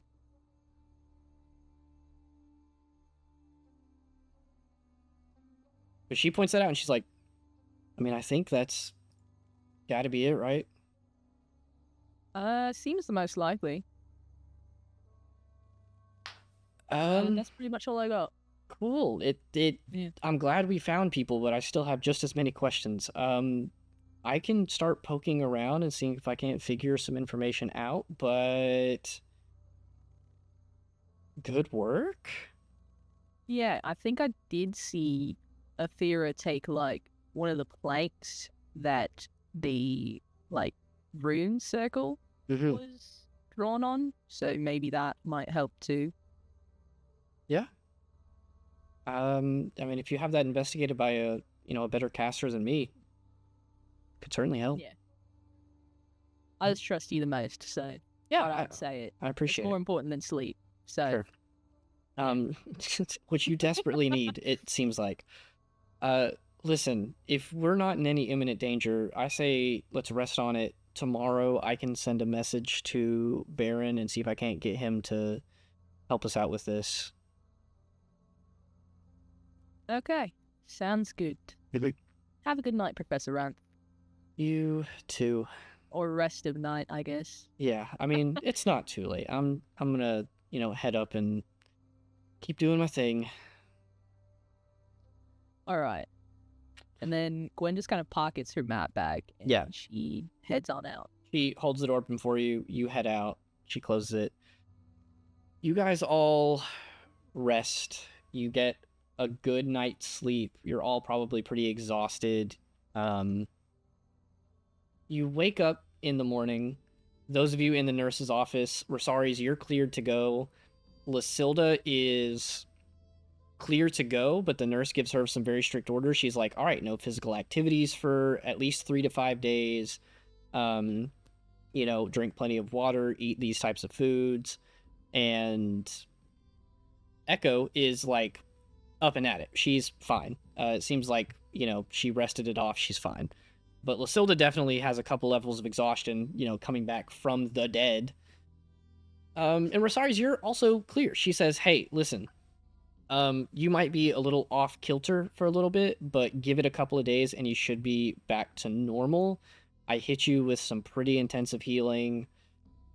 You should be good. I think you're fine. All right. I'll see you tonight if the training session doesn't go well. Oh boy. Okay. And with that, she starts to clear you guys out, and she's just like, wait, the sleeping bear of a man back there, what should I do with him? I grab the ropes and I start to drag him again. Could you please pick him up? I know he's big. Echo's like, I'll help you. Thanks, Echo. You're the best. And I'll... Yeah. Lysilda walks with you guys and sort of pats you on the shoulder. You guys head out. Leo, you catch up with them. Would you have gone back to your room, or did you sleep in the nurse's office? I slept in the nurse's office. For sure. So you're probably woken up by the sound of Rosari's like clinking armor coming out. Echo and Rosari's carrying Oramin over their shoulders. They meet you in there, and then Lysilda's like, hey, should we get everybody back together and see if we can't figure out what the hell's going on? Yeah, I think that would be a great idea, actually. Yeah, Leo, I'm sure we'd love to have a conversation with you. She looks at you guys and she says, I know you probably don't want to let me be alone, but I'm going to go to the cafeteria and sit by myself for a minute, get some food. I'll meet you guys there. Sure. Fair enough. Echo looks at you and she's like, where are we taking this guy? 6 feet under. Do we just want to take him to... Are we meeting at the cafeteria, Leo? Yeah, that's fine. Are you guys going on a date? Do we just want to carry Orman to the cafeteria and put him at the other end of the table from Lysilda to let her have some time alone? Do you think we should let someone know what's going on with Orman? That Honestly, sounds like the this job point- for the guy not carrying Orman. This guy is... Well, shouldn't he big. go where we're going to? Yes, that's... No, I'm... Where do you want me to carry him? I'm tired. I guess Professor Lemus. I'm not... No. Let's go to Professor... the other wizard professor. Baron. That's his name. Yeah, that's his name. Yeah, Baron. Sacha Baron Cohen, right? That's probably where Lucian is anyways. I'll go there. You go try to find everyone else. All right. Echo, can you help me carry Orman? Yeah, I'm feeling fine. I got it. He picks up the other half of his body. He's a good 230, 240, and dead weight at that. So you guys drag him across campus. You get some weird looks from everybody, but you guys are heading for Baron's Tower. That's where we're going, yeah. You guys end up getting there. Leo, you knock on the door, and then you hear a 1 second. A voice calls out to you guys, comes down, opens the door, and you see Cilia standing there. She opens the door. She's like, hey, why? What? Do you know how to cast magic to see if someone was mind controlled and who did it? I mean, Baron's here. Okay, and I just pointed Orman. Sure, come on in. Hey, Lucian. She calls up, and Lucian comes walking down. He's got a couple of books in his arms. He's like, all right, so update for you guys. I am going to be investigating the potion today. I got permission to use one of the labs in the North Tower. I'm gonna go there, do some research. Should be fine. I'll come back as soon as I have an update. It shouldn't take too long, just about an hour. Okay, thank you. Right. Lucian. Right. He dashes off, hurrying with those books. And then Cilia kind of just, all right, yeah, y'all carry him up the stairs. Let's go. Thunk, thunk, thunk, thunk. Every once in a while, just to lay on hands if he's hitting his head. Yeah. While that's happening, Leo, I want to ask you, just because I know Lucilda mentioned it. She said that we would, or could, like, meet up in the cafeteria after a couple minutes. Are you sticking with Rosaries and Echo, or do you want to go gather the rest of the party? I'll let you pick which one. Get everyone else. Sure. In the time that they do the stuff with Baron, I'll say that you scoop up, Ava, Gwen, Athera, and Marcel. You know where Lucien is. He's off helping in his own way. But Leo, you dash out. Rosaries and Echo, you carry Oriman up the stairs, and Baron instructs you to set him on the floor across from his desk, and he says, "Well, what an interesting... another meeting with your group. What am I doing with the unconscious student?"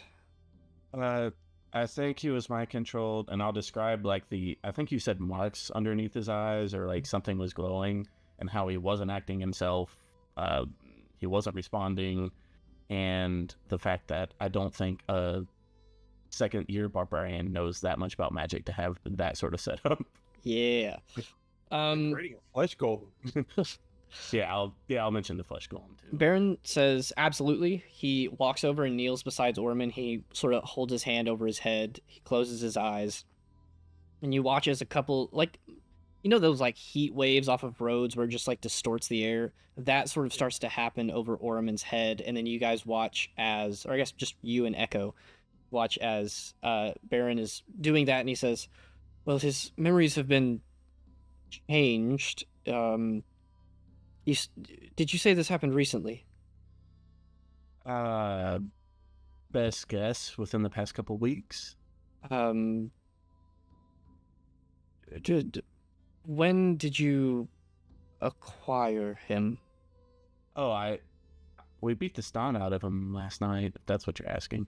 Great. I will read you off sort of what I'm seeing here, from his memories. Last night, he went on a date with Talon. He got her flowers, they had a picnic, he danced with her, and walked her home. That was roughly 2 weeks ago. He remembers it last night, and I am pushing further, and there's more dates further and further back. Can you see if he's interacted with Tilanche any? He sort of starts pushing a little bit harder, and I can't see any. I can tell these memories are doctored, but all I see are positive little happy times. You said you think he was mind controlled. Yes, he was. I don't know why he would kill Lucilda. Yeah, Baron sets his hand on his forehead and he says, all right, be ready, I suppose. A little flash of magic happens, and then you watch as Orman's eyes pulse and those red veins appear again, and then his body starts jerking a little bit, and then Baron pulls his hand away and ends it, and he's just knocked out again. What was that? Yes, I believe his mental state has definitely been altered in some way. It's hard for me to describe this to you, not being a student of the arcane. There's two types of compulsion. There's control and there's influence. He was under both, if that makes sense. Control is, I see through your eyes, I choose your actions for you. Influence is, I give you a command and you follow that out to the best of your abilities, however you interpret it. He has been operating under both of those, and what I just brought out was the sort of most recent magical influence on him. It seems that his his primal instincts, his adrenaline kind of kick in and shoot that into overdrive, which is potentially not accidental. I should ask more questions. This is all very strange. Can you fill me in on what's happened here? And I'll just ask you, do you want to fully tell Baron everything that's happened? Or you want to kind of pick and choose? I think I'm at my wit's end, and I don't want to take on a professor without a professor's help, so I'll just say everything. Cool. If that is the case, I'm not going to make you say it all. We know what's happened. After about 5 minutes of explaining Lucilda being gone, and you guys looking for finding her, Tilanche's office, all that stuff, Leo, you show up with the rest of the group. So Ava, Gwen, Athera, Marcel, you guys all arrive at Baron's tower. You guys knock on the door, and then the gargoyle just come in. Swings open. You guys are brought up, and Rosarius is finishing up, essentially telling Baron, like, and we brought Orm in here.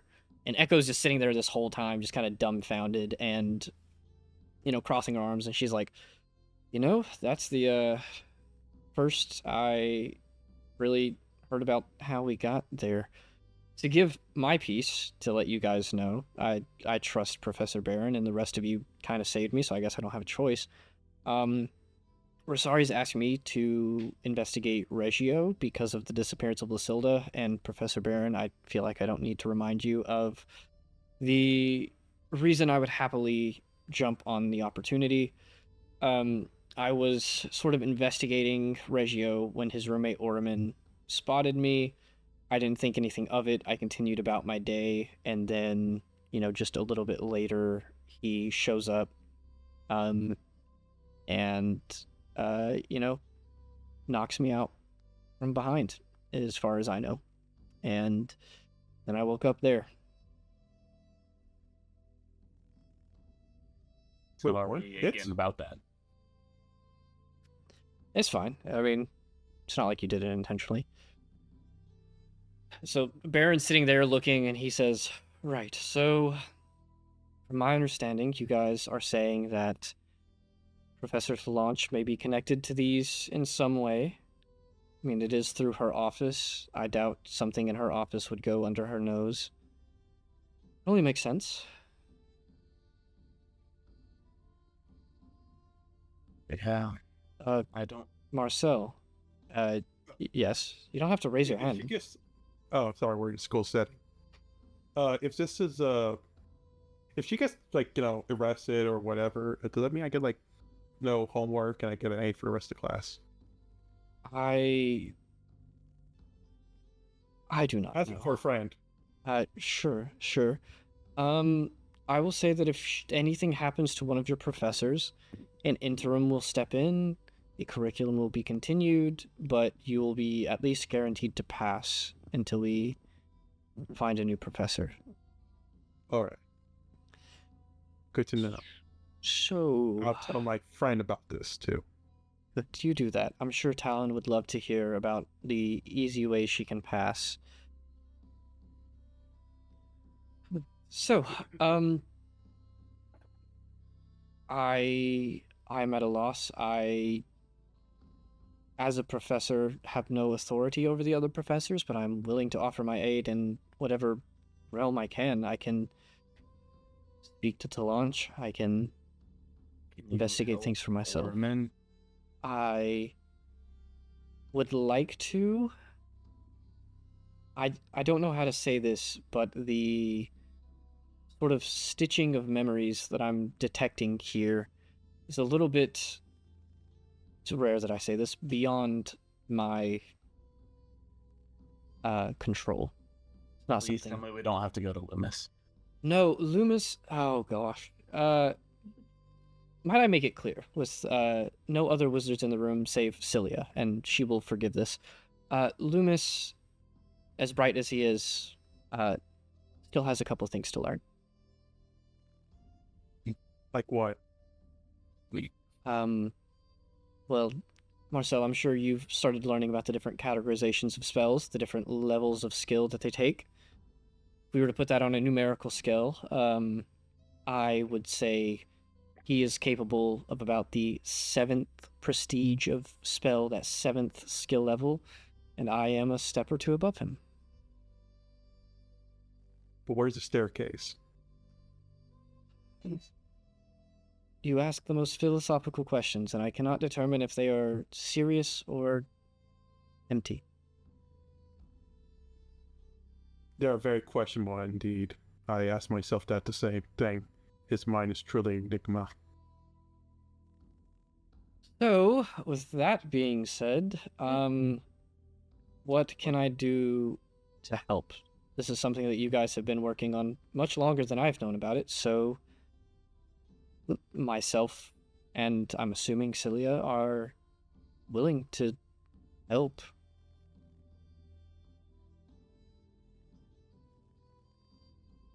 I mean, can you like track the maker of the potion and maybe get more evidence? That's what Lucian's going to do. He's going to see the composition of the potion. It is not familiar to me. It's not something that we study here. And it's much less of a potion and more of a poison. So he's going to investigate that as of right now. And once we know the ingredients, I can start looking for traces of that around campus and seeing if I can find them. But as of now, I'm unsure where to take this.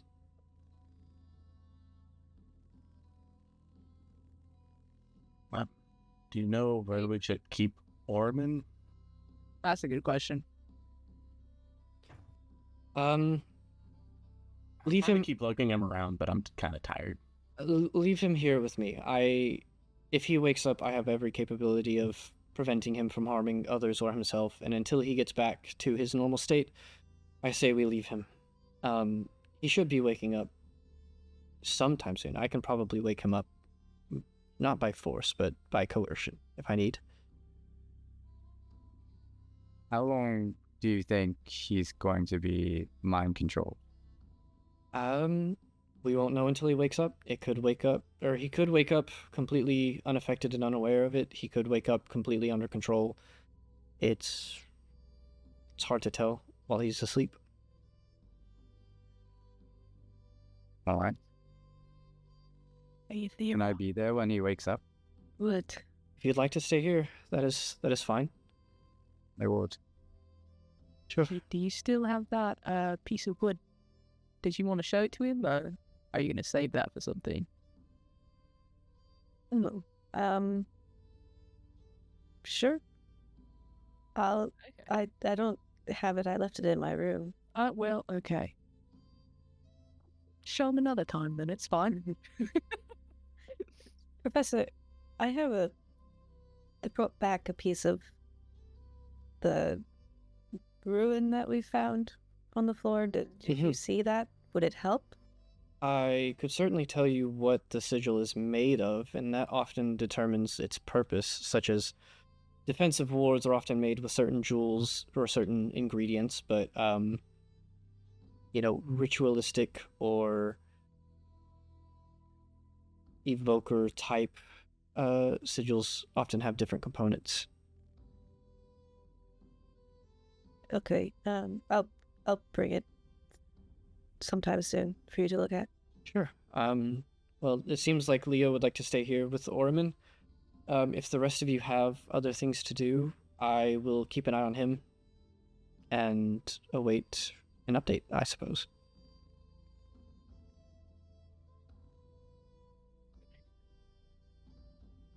Yeah. We can do our own thing, right, guys? Yeah. Leo, are you sure you want to stay here? Yeah. I just want to know what he's going to be like when he wakes up. Baron says, well, if you would like, Leo, I could also just contact you immediately when he wakes up, if you would like me to. Cool. You're right, Jess. Let's do that instead. Before you guys start heading out, Baron looks over at Echo and sort of assesses how she is, and he says, the other girl who you guys rescued, Lysilda, how is she holding up? Gwen just looks at everyone else because she doesn't. Yeah, she's probably doing fine after Leo brought her back to life. I heard. It's quite impressive of a first year. I know. He's going to be in Only the best in my recovery team. for a little while. Thank you, Melissa. But no, she is going to be in recovery for a little while after that battle. I definitely assume.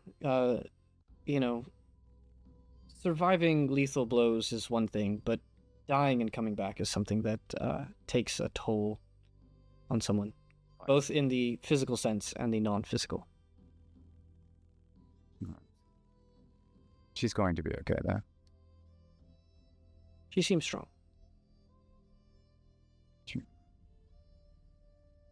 Right. Well, I will update you if I need.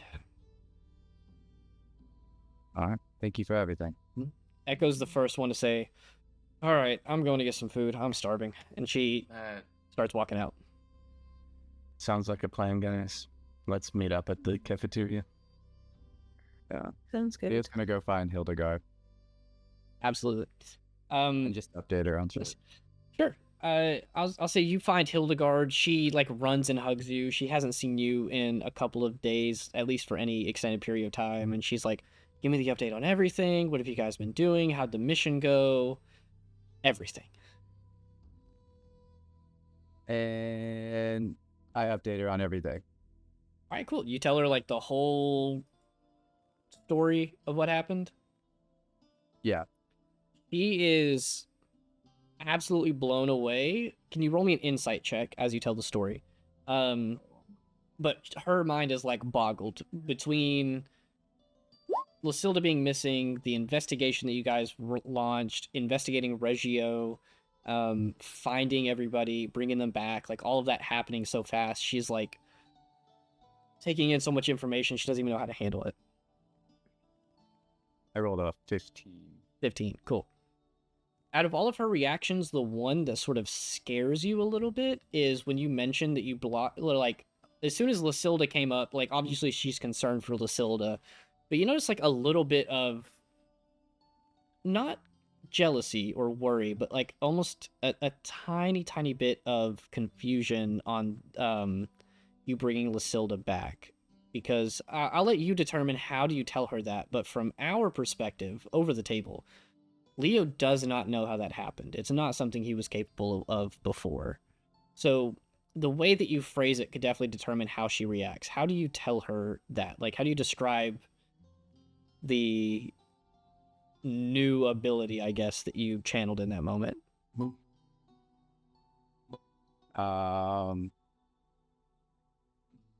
I guess I would tell her, I would just tell her that something told me to do it. And in that way. Yeah, so you kind of give her your understanding, which is a very vague, like, I felt something there and I just reached for it kind of thing. And she looks very concerned and confused at that, but then you continue the story and she's like, I'm just glad you're okay. I've been super worried. Everything's been so chaotic. Not to mention missions, classes. Everything's been so crazy. But she hugs you and she's like, I won't hold you up. I know, you said you're still trying to figure everything out. I'm here for you. I hope everything's okay.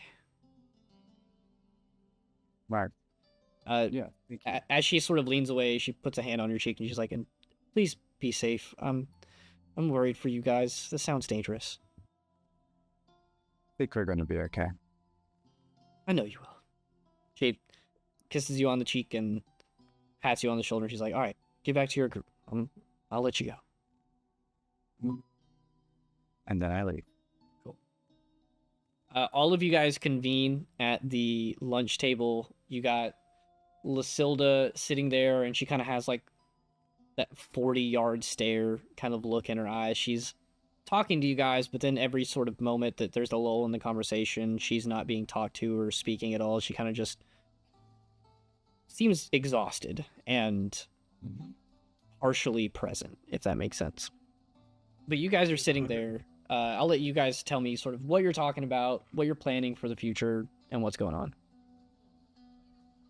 Marcel notices this 40-yard stare. She looks like she's having a 120 feet stare. Very weird. Sorry, what am I doing? You held up the guy. Yeah, the nurse said it was going to take me a couple days to kind of, get back into shape, but all right. Nothing a couple good night sleep and some mead won't fix, other than the scar. Yeah, sorry I couldn't take that one. She looks up and she's like, did you? Yeah, I have a matching set. But it's behind the armor. Yeah, scar I'll buddies. kind of pull down the armor a little bit so she can see. Yeah, she my scar. pulls down her shirt a little bit, and you see an exact replica of that scar, also like going from her shoulder to abdomen. Nice. Well, if the matching daggers weren't enough. Yeah, let's stop at the matching here though. I agree. At this point, she just kind of like starts eating and passively listening to you guys.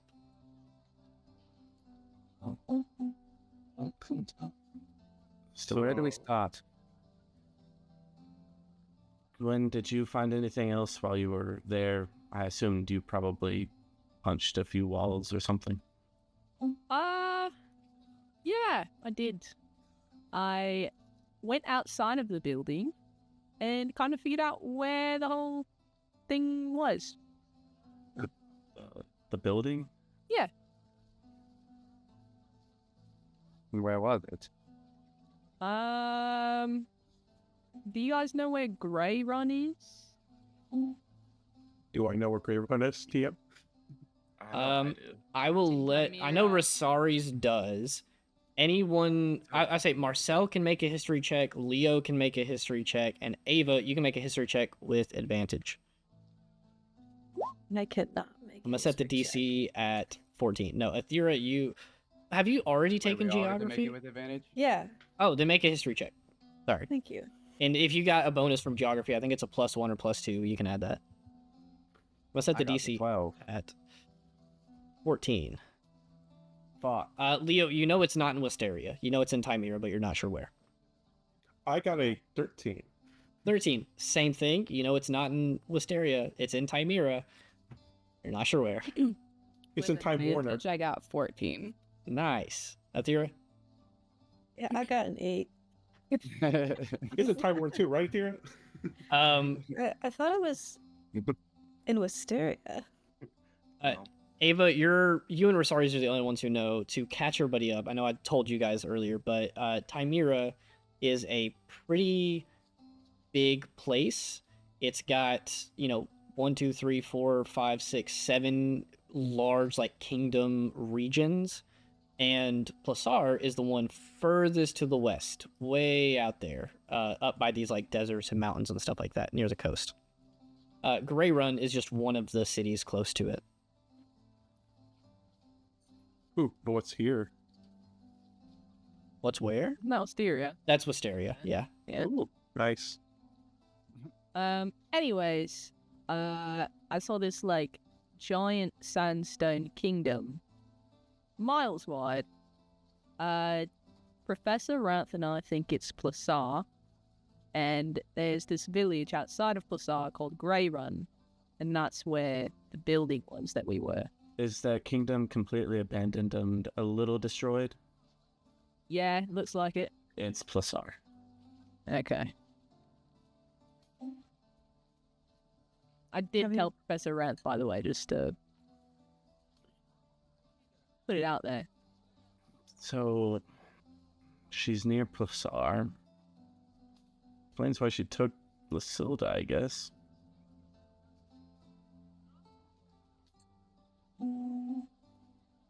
What else do we know? I know Ormond's axe hurts, and that's about it. Leo's gonna pull out that book and show everyone the list of names that are in this book. Yeah.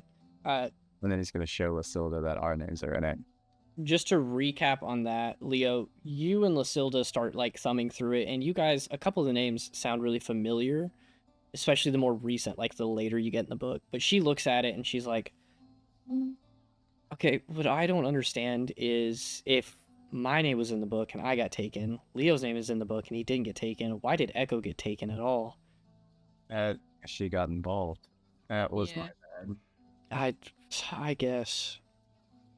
So if Echo got taken because she was involved, are we all at risk now? Probably. I don't think so.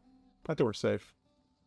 At that point, just because you said it, at that point, Celia walks up and she's like, hey, guys, really quick question. She kind of leans forward onto the table. She's like, have you Okay. guys seen Lucian?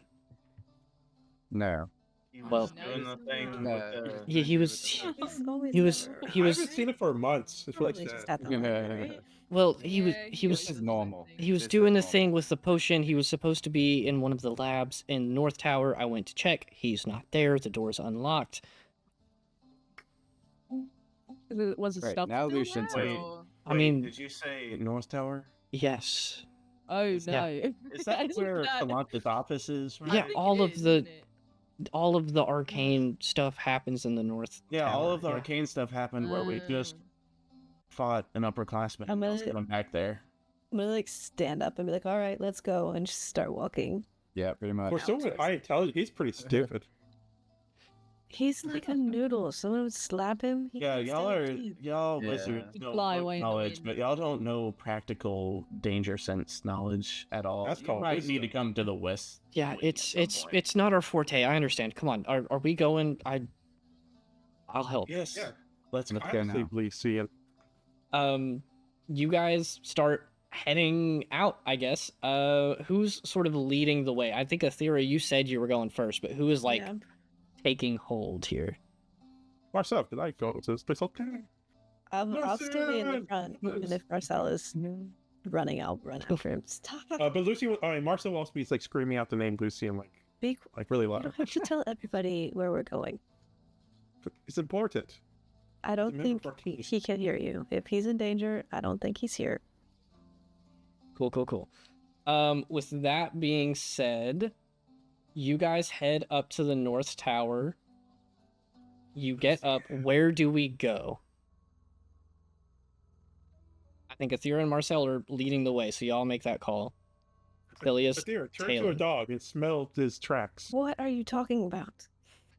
You turn to animals. Makes Turn to a dog. It's a tower. Just go up, and then whatever floor is. Well, we could shoot you on track Lucy and smell, and then we can know where you finish.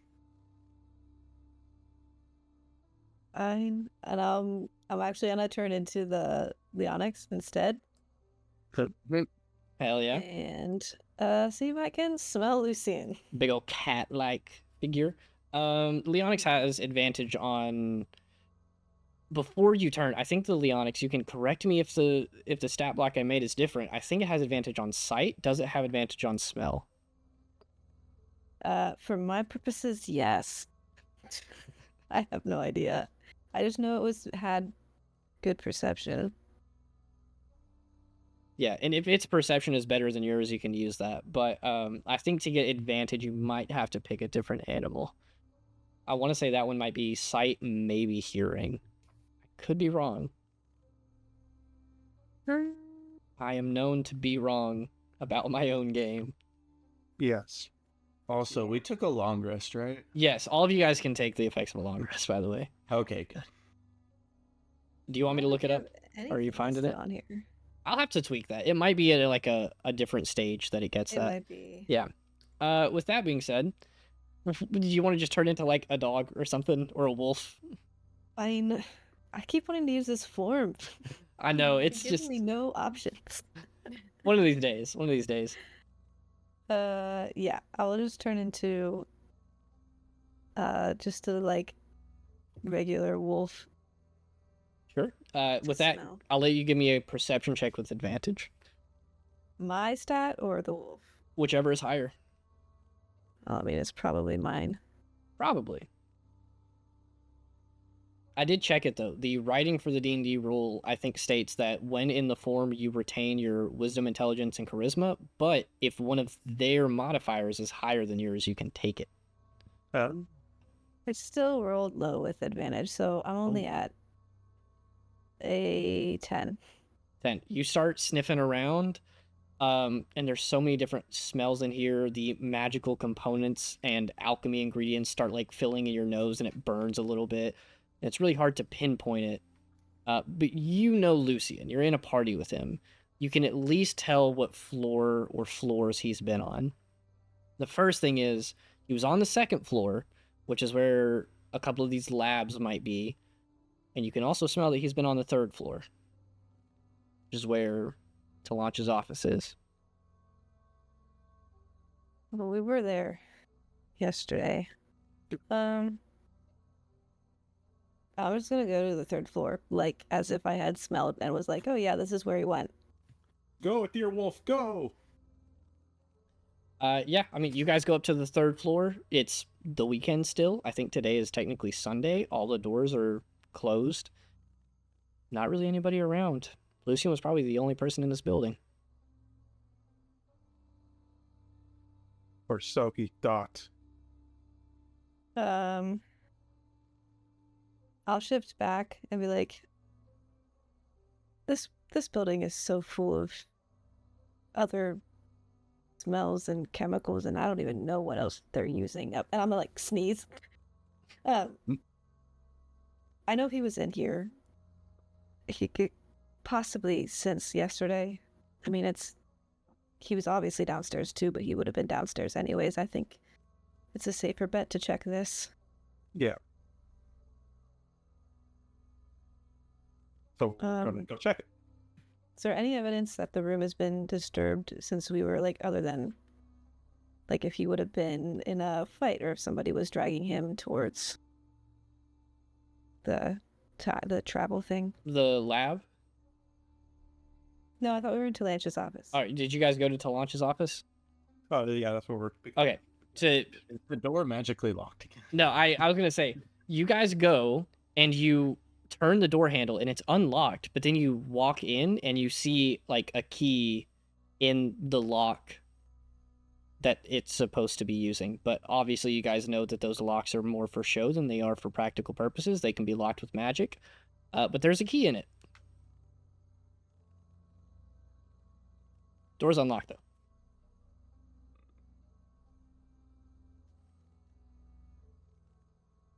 So, well, Marcel, I'll open it. It's back. You open the door and you walk in. What are you doing from there? Come on, guys, it's an adventure.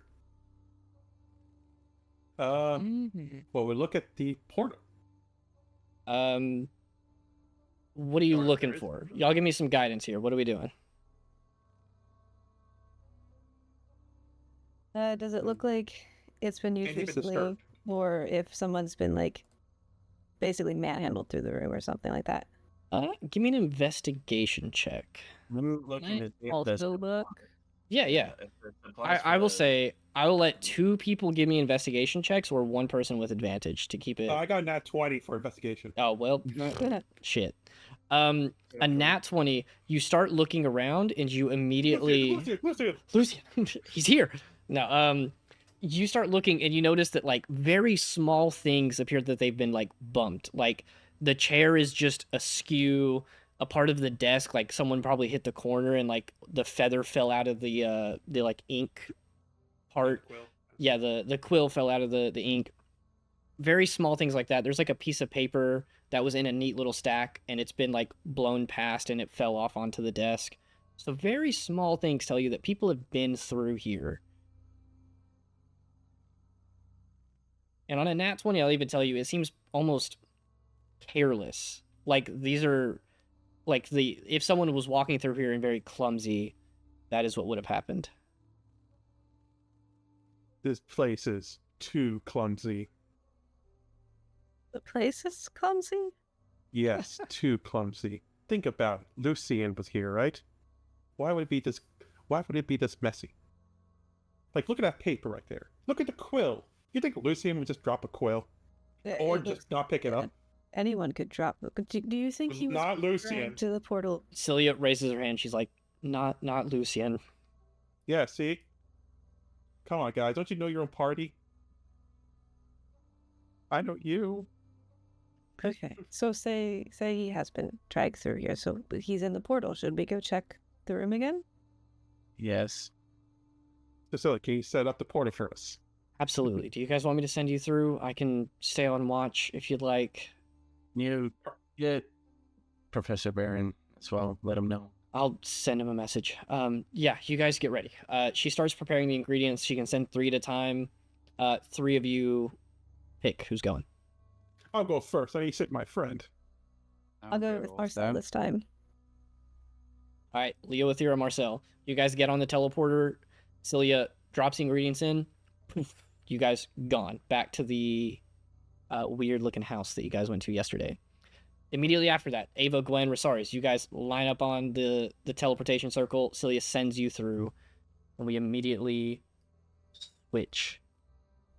I'm assuming Echo stayed to eat lunch. Yeah, Echo stayed there. She was like, Echo's "Hey, like, "Not I my was dude." told by the nurse to stay back. Yeah. Why I'm would still she come? resting. Why would I go?" You guys arrive back in this house. The three of you who went first, I'm going to start with y'all, and then in just a couple seconds, we'll get the rest of you. So Leo, Thera, and Marcel, you guys pop in. It's quiet. It's quiet. It's a little cooler than it was yesterday because it's still in the morning time, but you can tell that it's much brighter. The sun is breaking through some of the pieces in the roof, lighting up the interior of this place. You immediately...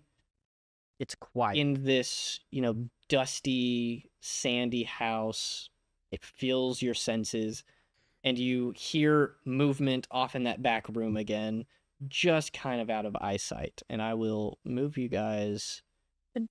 Actually, no, we're not going to use the map for this. We'll just stick with Theater of the Mind. I don't want to have to sit here and prepare tokens.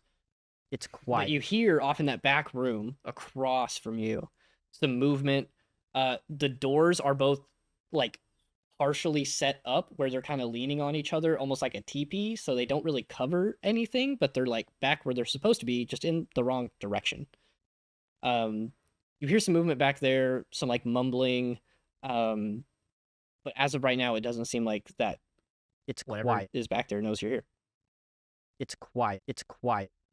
I'm gonna step off to the side to wait for the others to come. Yeah. It's Yeah, quiet. same thing. And Marcel will also do this for Leo and Ikea. Goes, It's quiet. It's quiet. It's quiet. It's quiet. It's quiet. It's quiet. It's quiet. It's quiet. All right, and then the other three of you appear. It's quiet. It's quiet. There's someone in the back room. that's what I said too. You just made a bunch of hand motions. It's quiet. Yeah, none of that made sense, Marcel. It's Not quiet. sign language, guys. Give me a break. It's quiet. Hey, man. Should we? Try to sneak over and It's quiet. listen closer. It might be good to observe, see what he's doing. It's quiet. It's quiet. Maybe It's Ava, you quiet. could go on ahead. It's quiet. It's quiet. It's quiet. You think it's Lucian? It's quiet. It's quiet. It's quiet. It's quiet. It's quiet. It's quiet. It's quiet. It's quiet. One way to find out. It's quiet. Why don't you go first? It's quiet. Prasaris and Leo and the rest of us can stay a little bit back at first. It's I quiet. try to go like mid-range, like in between Ava and everyone else, just in case something happens with Ava. So I will let you know that it's quiet. This whole building is like 120 feet long. So from you guys to that door, it's about 75 feet. It's how quiet. Far are you getting halfway between you guys and the door, or are you getting closer than that? Are you moving up about 30 feet, 40 feet? It's quiet. It's quiet. It's quiet. It's quiet. It's quiet. It's quiet. It's quiet. It's quiet. Ava's gonna move until she sees or hears. It's quiet. It's quiet. It's quiet. For sure, maybe again, might need my help, guys. I mean, I could probably stealth there too. I think it's best. But... It's quiet. Gwen, what about you? It's I'm quiet. just going halfway between Ava and the rest of the group. Okay, so Ava, you're going first. Go ahead, give me a stealth check as you move closer. It's quiet. It's quiet. It's quiet. It's quiet. That's a 19. Nice. You get about 15 feet from the door when you spot the person that's here. You're able to see through the door TP thing that's built up a tall blonde hair, coming back just below their ears. They're wearing this nice shiny armor. They got a cape on. They're sitting there and they just finished like shackling up Lucy into the wall. They're like pulling it tight. And you hear them just kind of like humming to themselves, just like It's quiet. It's quiet. I don't recognize this person. Nope. It's not Reggio. Wow. It's quiet. It's Wow, quiet. He was a bad guy. Maybe it is ratio. We can't rule that out just yet. Okay. It's quiet. So I've never seen this person. Okay. Nope. And I will also let you know, it looks like he has finished wrapping up Lucian here. He's shackled in. You probably have a couple of seconds until he turns around. Oh, Billy Caster, my arch nemesis. She has a secret. it's only one guy, right? It's He just quiet. shackled Lucy. It's quiet. It's Is quiet. there, like, can I hide on? Yeah, there's like quiet. that wall by the doors if you want to Okay. hide over there.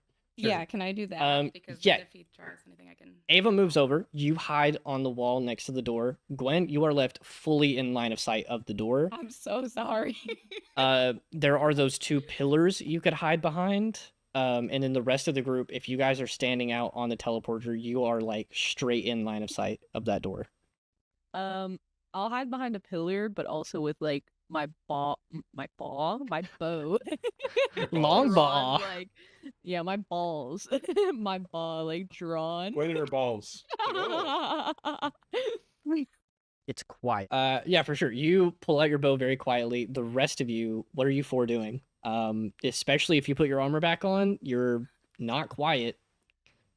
Is there anywhere to hide where we are? There's the pillars that like Gwen went to. There's two of them. So you guys could like stack up on those. It's quiet. It's quiet. It's quiet. I'm gonna duck behind the pillar. It's quiet. Cool. It's quiet. It's quiet. All right. It's quiet. It's quiet. It's quiet. Marcel stack on Leo. It's quiet. It's quiet. Stack up, like, holding. No, it's like a big like- piggyback ride, you know? It's like on the shoulders and stuff. Yeah, I mean the pillars are about 5 feet across, so you guys can kind of like squeeze in a little bit, but it's definitely not the safest bet. With that being said, this figure turns around and you guys see the charming and lustrous, gorgeous face of Sir Jean-Luc the Third, the Second. Feeling, I had a feeling in my bones. He turns around, strikes a pose, and he says, "Oh, another beautiful day." And then he starts strutting up towards you guys. I'm gonna roll a perception check for him. He is so bad at these. Good. Everybody rolls stealth. You have to beat a 4. Don't count me Yo, out. why'd you tell us? Those of you with heavy armor, you do not have to roll with disadvantage because you are staying still. It's quiet. It's quiet. It's quiet. It's quiet. It's quiet. 17. It's quiet. 17. It's I quiet. got a nat 20. Well, the worst time to get it. Well, you have a guy go to the 4. Yeah, Don't worry, that nat 20 is still a 19, so it's fine. All right, Ava, you're fine. You don't have to roll. Yeah. Leo Athera, 14. it's quiet. 9. You still beat him. I know. He starts strutting through the center, not even looking at you guys. He's like approaching these pillars. He's about 15 or 20 feet away from it at this point, and he's just like, oh, it's dusty in here. You need to get one of their maids. And he looks around at all of the broken stuff, and he's like, it's quiet. Terrible. Disgraceful. Whoever wants to risk a peek, it's quiet. And make a little perception check, but you'll be risking getting seen. Unless you guys have any other actions you want to take. Like, if you want to look at him, there's always the chance that he sees you. It's quiet. It's quiet. It's If quiet. he's out of the room with Lucian, I'm going in the room It's quiet. It's quiet. You sneak in. to Fantastic. like unlock him if it's out of sight. I don't know yeah. where he's chained up. It's quiet. Sneak a peek. I will sneak a peek. I am going to. It's quiet. Do I not have a token for him? I don't think I do. I'm just going to go ahead and move us to the roll 20 to make this a little bit easier. So that we have visuals in line of sight. I don't have a token for John. And I know I have Lucian's token in here. So Lucian is down here. And for John, I'm just going to use... You know what? I'll use Oromans again, because they're both big, strong, beefy, dumb guys. Why does it keep doing that? I want to use the token.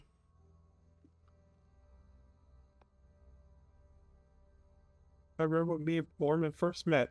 Oh, are they all We're just doing a handouts? dude battle. That's so terrible. Okay. Let me pull up his token really quick. It'll take me just a second. MNO. So we're gonna have to take out another upperclassman, guys. You just let him maybe go. So we can maybe use He's that mind advantage. controlled.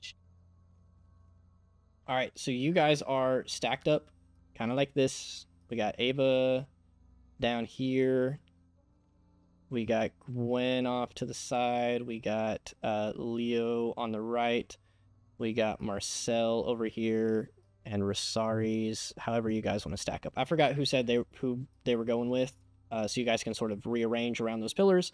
But Sir John is walking forward, strutting. He walks past Ava, not even noticing that she's there. And Ava, you sneak into the room. Mhm. From there, I'm going to let you guys take like a round. What do you want to do? I'm peeking. You're peeking. So for anyone who wants to, give me a perception check, but also roll another stealth check. I got an 18 for my perception. I got a 19 for my perception. I got a 17 for my stealth. I got a nat 20 for perception. God damn. 15 Oh, stealth. crazy. He rolled perception again and he got a 5. I told y'all he was bad at this. I'm just looking straight at him. Yeah. Leo literally like We're waving. half of his head out, and John Luke is just looking up, just la la la la la. You guys notice that very similar to Orman, there's like those tiny red veins around his eyes, and just a little, like his eyes look a little bloodshot. Like the veins extend into his skin, but there's definitely a similar effect happening here. With that being said, I will turn it to Ava again. What are you doing in that room? I'm trying to unlock him. I'm checking to see if is he awake? Is he conscious? He is knocked out. Actually, go ahead, give me a like investigation or medicine check. I don't think I have. One of us, the wolves. So that's a 13. You are not medically trained, so you don't really know what to do here, but you go and you look at him, and he is like strung up to these binds. The floor is still sort of chipped and broken here, but you do immediately notice that Lucian has like a large gash in the back of his head. It is bleeding. His hair is like, his silvery white hair is like pooling with blood. He is, he took a big hit. Like, He became a redhead. became a redhead. Wow. So huge gash in the back of the head, and you're kind of like sitting there trying to help him, but you're not really sure what to do. With that, John Luke is up here. He's still sort of strolling. You guys still have the upper hand in this scenario. He's rolling terribly on perception. Once he's able to see Marcel, if he does, I want Marcel to prepare a fairy fire. Cool. I'm gonna say let's go ahead and roll initiative. You guys are gonna definitely get a surprise round on him, so you guys can go ahead and prepare those. Okay, I got 3. 16. All right, 3. Let's go, 3 brothers. Yay! My extension off. Oopsies. All right. Gwen got a Marcel are staring at 16. each other, trying to have a conversation while everyone else is fighting. I got an 18. Oh, aren't you proud of yourself? I bet he is. I'm not even gonna lie. Yeah. All right. I don't know why I have the theory twice. That's fine. It's a good one. She gets Oh, I got What? 15 too. action surge. Yeah. Let me add you up. Okay. You Add didn't know I turn. leveled into a fighter, and I'm already 5th level or whatever. Second. You want me to go first, Rosario, or do you want me to go first? Based on the rules as written, you would go probably twice before I get to go again. All right. Aetheric, your first act. John Luke is walking this way. He's about to walk into the space where he's easily going to see you guys. But as of this exact moment, you're still undercover. What are you doing? Oh, I am going to. I'm gonna like kind of take a deep breath, focus really hard, and then I'm going to slam my foot on the ground and cast Earth Tremor in the space around him. Cool. What does he have to do? Level. It is a dex save. Ooh, he rolled really high. That's going to be an 18.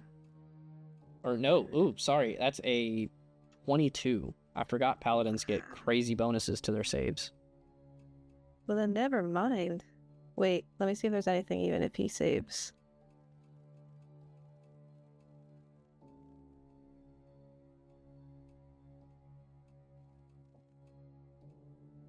No, doesn't do anything. Really? I thought it turns the ground into rough terrain. If the ground is loose earth or stone. Gotcha. Yeah. So I guess this being a wooden floor, it would not work. So yeah, you guys watch as Athera stomps right as John is getting here, and then the ground starts to shake from under him, but he catches his footing, immediately looking around. After Athera, Ava, you're down here with Lucian. What are you doing? Would it be a full action to get him out of the chains? For sure, yeah. The idea of like picking both of his hands would probably actually take your action and bonus action. Okay. All right, but if I attacked him, it's a surprise round. Yeah. Okay.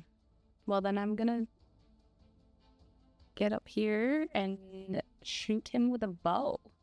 Cool. Right in the You back. leave Lucian. You run up, hearing the ground shake. You take a shot at him. Go ahead, take it with advantage. Through this like tent that the doors are forming. God. Those didn't hit. No? No. Cool. You guys watch as Ava runs out, shoots through the, tent doors, and the arrow whizzes past John's head. That's going to bring it to John. Unless you have anything else. Other than trying to well, no, Leo's hidden, isn't he? Okay, never mind. It's gonna kind of be like, hey, get over here. John Luke is going to look around and see Ava at the door, and then watch sort of the direction that the Earth Tremor came from, and is going to kind of just know that you guys are there. Just in the general area. He hasn't like spotted all of you yet. And you guys watch as he... Let's see within range. John is going to yell out at Ava, "Halt! Approach me!" And I need you to make a wisdom saving throw. No. No. Stay over That's there. so cute. A wisdom save? Yep, the DC, I will go ahead and let you know, is 14. Yes, 15. All right, you feel like no. you feel this coercion start to pull you, and you're just no. And if that is the case, you guys watch as John Luke draws his sword and almost like cocks his arm, and you watch as like magic covers his sword, and he gets ready to attack. Leo, that brings it to you. Fuck my life. Leo's gonna cast Bless on not Ava. Because she's not in range. On Rosari's, Athera, and Gwen over there. Cool. Y'all go ahead. Mark y'all's tokens. You're gonna be okay, my son. Great, mate.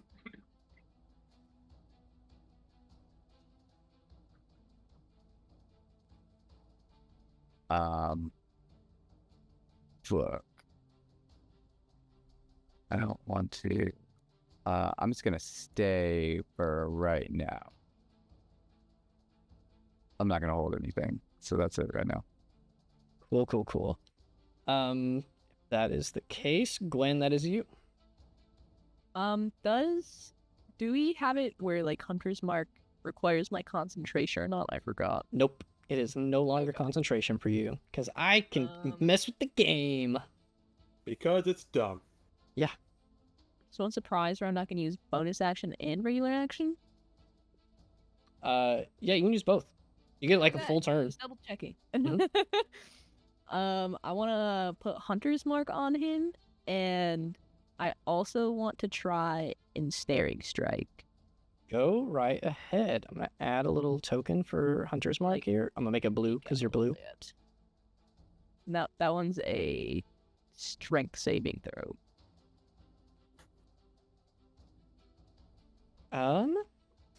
I hate to tell you, but he's pretty good at these. I know, but I want to try it anyways. That is a 22. Dang. Okay, it don't work. All right. You still make? Do you make an attack with Ensnaring Strike? Like you still rolled a hit, right? Oh yeah. Yeah. Matter of fact, I don't think he makes the save unless you hit. Ooh, that's a 10. Nope. This man is in gleaming plate armor Wait, I have 2 attacks. and and advantage. Yeah. 24. That one hits for sure. Okay. Okay, the damage of that is 4. Where's my 100 mark? Plus 4. So 8 damage. And I'm just gonna say, when are we gonna play Blitzball again? Haha! We'll play right now. Marcel. All right. I'll use. Sadly, that's what I said. I'll use Fairy Fire on him. Both down that I know he's really good at this. Probably gonna be a waste. So Fairy Fire. Cool. Dex save, right? Correct. 15. That is a 12. He misses. Yes, he's been cursed with Fairy Fire, so now everyone has advantage on him. Cool. Anything else? No, that's actually my action. Oh, and my bonus action I'll give hunt my warlock thing. Hexblade Curse. Hexblade Curse, yeah. Cool. All right, I'm gonna mark that as purple. He has 3 debuffs on him. Rosaris, that's you. So I think for now I'm just like, I guess the plan is to beat him up. Got it. I'm gonna pull out Ghostblade. With our new rules in place for Smite, I am going to add Smite if I hit. For sure. And I have advantage, right? Yeah. It's Fairy Fire. 25. Yeah, the conga line. 25 does hit. Okay. With Ghostblade, that is 11 damage, and then my Smite is 8 damage. Very nice. Bringing him down to half. You get a huge hit in, piercing through some of that armor with Ghostblade. It almost like phases through, it looks like. And then you see John Luke just kind of stagger back, and he goes, "Wow, you have been training." Yes, I noticed you weren't there. You are probably going to regret that. I do not need to train. That brings it back to Athera. Okay. Show me needs to train. This time I am going to transform into that little Leonix because Yeah. Yeah. Finally. but I Leonix. still don't have a token, Shorty. I guess I'll just be a cat. Listen, I will see if someone will draw the art for that, but for now, I guess you're just a cat. Can you make the cat big at least? It's that size. Yeah. I can change the health. What's the health supposed to be? 38. Save. That's a I- healthy little Oh, why is it? Yeah. 83. No. All right. Whoa. 38 health. Curse. Okay. walking around. How? Okay, I'm gonna go ahead and attack with claws first. And that's with advantage, right? Yeah. Fairy Fire. 16. 16 does not hit. Oh wait, I have bliss. You And might being hit. there. And me Nine. being there is a +2, right? Yeah. Okay, so 21. 21 hits. Okay. Right, and then I'm doing my extra d6 because of the advantage. So that was going to be 6 points total. And then I'm going to go in for the bite. It's way above 21 again. Yeah, it'll hit. Then 3, 11 points for that piercing damage. Ooh, John is looking rough. He's looking real low. Not Athera, sorry. Yeah. Ava, that is you again. All right. Well, Kill they look like they have that, so I'm gonna we go got this try to get covered. him out. Kill him. What? Huh? No, don't kill Put Lucian. him out. Put him out. No, I'm gonna try to undo him His life. from his. I'm killing Lucian. No. Cool. Give me Slit his throat. a thieves tools check. I'm gonna set the DC at 16. DC. Okay. Give me Try to the have camera. it. That's a Big dirty crawl. 20. 30, 20. Yeah. You go over and it takes your full action, but you're able to go over and unlock one of his arms. You can use your bonus action to do the other. You get both out, and Lucy just kind of flops to the ground, like I'm gonna try to not have him hit the ground hard. yeah. but... You can take it and you hold him up a little bit and keep him from just flopping. John is going to look back at you guys and just say, "Ha ha! I am Sir John Luke of Hazelcrest. I need not train." He's gonna take his longsword and swing as hard as he can at Rosaries. Rosaries. That is a 21 to hit.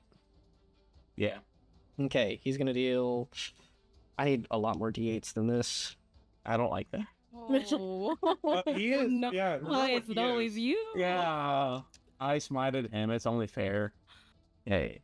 14, 16, 23, 30 points of damage in total as he hits You you. want to decide a new lingering energy? Give me a Constitution save.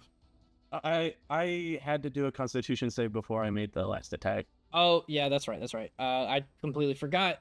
You want me to do this Constitution save at disadvantage to make up for that? Sure. Yeah, I like that.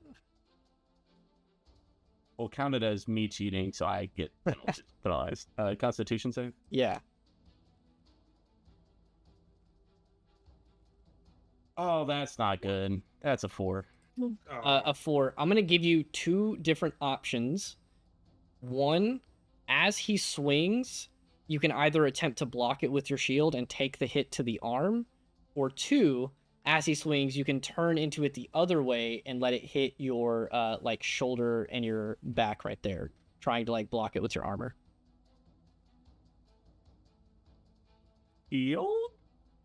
You go to block it with your shield, and you watch as John swings and hits so hard, and that extra magical force pumps into the shield, and you feel your wrist snap under the shield, and your arm kind of falls limp underneath it.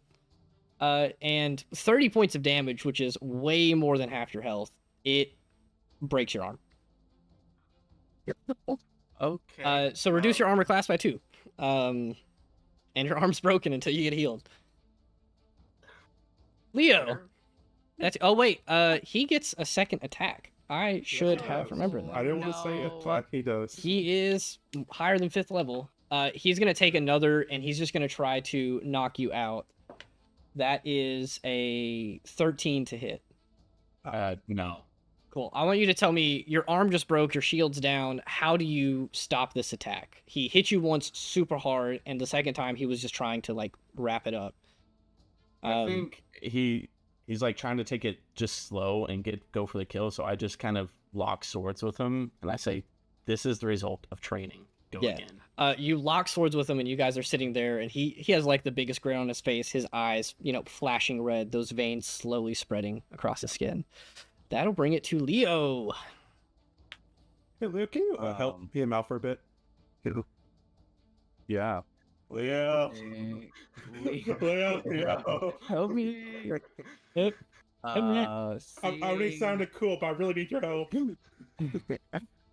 My arm is broken. Guys, get his arm broken. Oh yeah, Rosaries is at like what, 5 health? 6 health. God Six damn. health. Yeah. Okay. Yeah, Leo's my- going to let out this like orcish roar. And then you're gonna see all this energy swelling around him, and he's going to cast Eldritch Blast at him. Hey! What? Sure. Give me that attack roll. And please Wait, describe attack? what the crap a cleric's Eldritch Blast looks like. Just a He shit was ton of attacking? electricity forming around him. Go figure. So go ahead, give me the attack roll, and then I'll kind of help describe how this looks. 16 to hit. A did you roll 16. Oh, actually, you do get advantage, and you And get a plus +4 from everybody nearby. So go ahead and roll again, but you are gonna hit regardless. Do I count as a +2 or am I like a +1 at this point? That's on that 20. Let's go. Oh, nat 20. Oh shit. Okay. Oh. So here's the thing. Eldritch Blast deals 1d10 damage. He has 11 health left. It's impossible for you not to take him down. Leo, you reach up. You do not carry a weapon, but you reach up, one hand in your shield, the other hand reaches out as this swelling anger, impatience, whatever you want to call it, fills you up. You reach out and you Hormones. shoot some of your magic out at John, trying to settle this situation, and you watch as a not electric, but a sickly green jolting bolt of magic jumps out from you and hits John and fully knocks him back after he locks swords with Rosaries, and he falls to the ground unconscious, snoring so loud. If you want to make it non-lethal. If you did not want to clarify that, he is bleeding out on the ground. Non-lethal. Holy shit. Cool. You hit him like in the shoulder and he spins back and falls on the ground, and you immediately hear just Hey, you're a pacifist. Right. And then I'm gonna run up to Rosaries and cast Cure Wounds on him. Before you do that, I think I would tell you to go check on Lucian.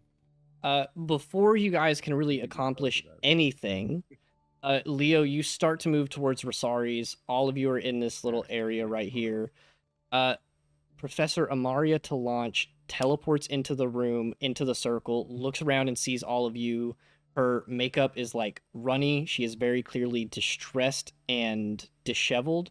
Her hair's a little messed up. She seems to be, erratic and kind of in a rush. And she sees all of you. How do you start to respond seeing her come into the room? Hey, how you doing? Hello. Good to see you, Professor. I'm gonna give you What a is all this? Yeah, I'd turn around and just kind of stand in a ready position watching. I'm sprinting at her. as soon as you start to move, as you guys were talking, she just kind of ignored you. Everybody in that area, so Athera, Gwen, Rosaries, Leo, Marcel, all of you, I need you to make I think it's a wisdom saving throw. What the heck? Oh my gosh. Ooh, I got a 5. Wow. She isn't happen to I got trying 10. to charm us, is she? No, this is not a charm, I do not believe. 21. 10. 21. Go on, Dylan. Okay, cool. I think no one else got above a 17, right? No. Leo, Athera, Gwen, and Marcel, you are all paralyzed and held in place as you watch this sort of dark red energy clasp around your body, partially translucent, and just hold you exactly where you are. You can't move. Rosaries, you resisted it. You can actually take a turn here. And Ava, you're still good too, because you're out of range. I'll let you two decide what you want to do really quick. I'm gonna yell, Ava, leave Lucian for a second. And then I'm gonna do my channel divinity. Sure. I get to choose 3 creatures within 30 feet of me. I'm gonna choose Marcel, Leo, and Athera, and they're gonna have advantage on wisdom, intelligence, and charisma saving throws for the next minute. Sick. So you guys make a note of that. You will be making a wisdom save at the end of each turn. So I'll let you guys all make a wave of that here in a second. And then I'm just gonna run at her, and I think the energy is just like letters that would spell out each of your names, kind of glows and just leaps off the shield to each of you. Mine's not purple. Make it purple next time. It's just blue is all I got, buddy, and just Come on. Cool. With that, Rosari's is charging. Ava, what are you doing? She's a little terrified right now. I'm regretting the decision of coming. Yeah, at this point, you're still back there with Lucian, who is like slowly coming awake. I will let you know, Okay. in the unconscious condition, you can take an action to wake someone up if you want to do that. He would be helpful. He would be. Okay. I want to wake him up. Cool. How do you wake him up? Like, are you slapping him in the face? Or are you shaking I'm just him? gonna slap him. Probably a little too hard because I'm very scared. Damage. Yeah. Probably it's Lucian. I mean, yeah, for sure. Lucian kind of startles awake, and I guess I don't have to play him anymore. Hey, Jambo, you want to come on in and play Lucian for me? Oh, Yeah. I just slapped you there. And I That's the real reason why his accent changed. You broke his jaw. Oh Yeah. no. Or nor. let me see if I can get your video to pop up too. That's David. That's not right. We have 2 Davids in here. Well, Yay. Oh, Two for the mirror. An imposter. whoa. Oh, let me refresh really quick. I wouldn't mind having a second cleric to heal real quick. I mean, don't get me wrong. It's the meta. All right. Says the paladin who can heal himself. Yeah, so I mean, Jambo, to let you know what's going on, you currently are waking up. You were incredibly groggy. You just took a major hit to the head. You definitely have a concussion. Your eyes are blurry. You can barely see. You probably couldn't stand up straight. You're being slapped awake by someone you do not recognize. I'm gonna try to slap it back. I'm gonna try to like reach out my hands and try and like. What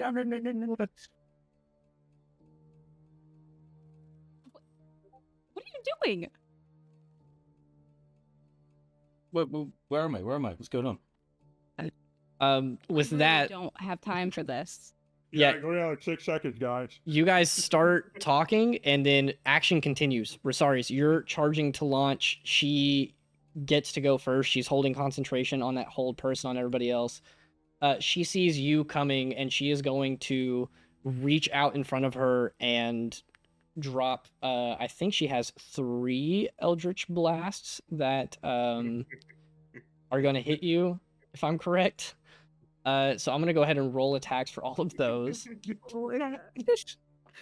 The first one is a 23. Oh, shit. The second one is a 16. And the last one is an 18. you're trying to get this guy killed. Is my armor class is still down by 2, right? Yeah. 2 of those hit. Okay, cool. It's 1d10 plus 4. That's 6 points of damage. I mean, let's just see. Let's see how big it is. And 9 points of damage. So 15 total. Cool. I valiantly fall down as I am trying to get to her. Leo, can you bring him back? Let's get them. Are we like frozen can't move or just can't move our legs can't move? Like frozen can't move. Okay.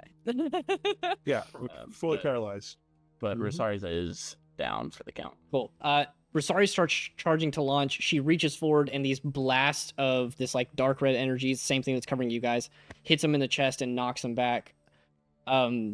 She kind of just stops and pauses. She's breathing heavy for a second. She just stop. She looks over. She looks at Leo, and she's like, she drops concentration on the spell, and she says, "Heal him."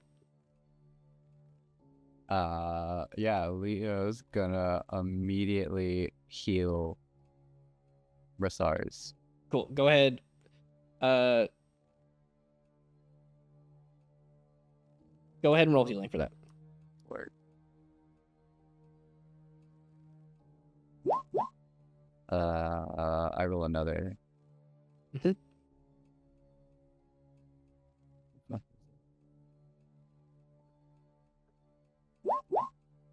14. Cool. Rosarius, you're brought back up 14 hit points. You take a level of exhaustion. And following rules is written, I think concentrating on a spell like that, it is everybody at once. So everybody's unfrozen as she lets Leo go, and she kind of like steps away from Rosarius, who just like tumbled to the ground, and she starts sort of walking around a little bit. At this point, we'll drop initiative. It's kind of just free acting. She's moving around, kind of stressed. A couple tears are coming down her face. She's grabbing her hair. She doesn't know what to do. Looking at you guys, watching to make sure that you're not, charging at her or anything. Hey, Professor. What is this? Oh, Panthea, that was the weirdest feeling I've ever had in my life. I don't want to talk about weird feelings. You did get shot 3 times by I had twice. Professor. Twice. Oh, twice. Sorry, it's hard to see when your eyes are paralyzed. Like, oh. I was looking at the wall. It's really nice. Professor Tilanche, what's going on? Oh no, Athena is still being paralyzed. Is someone speaking Autobot? Can you please drop the paralyze on Athena? I did. I think she's just bad. Oh, the cat's trying to talk to us. Oh, yeah, that's the problem. Yeah. But Tilanche is just like speaking really fast, erratically, and almost like mumbling. She's just like, I can't. Oh my god, that's just. I could. No, you can't. Nobody can. Nobody Anyone have calm person? Anyone? Wait, no. I got a spell.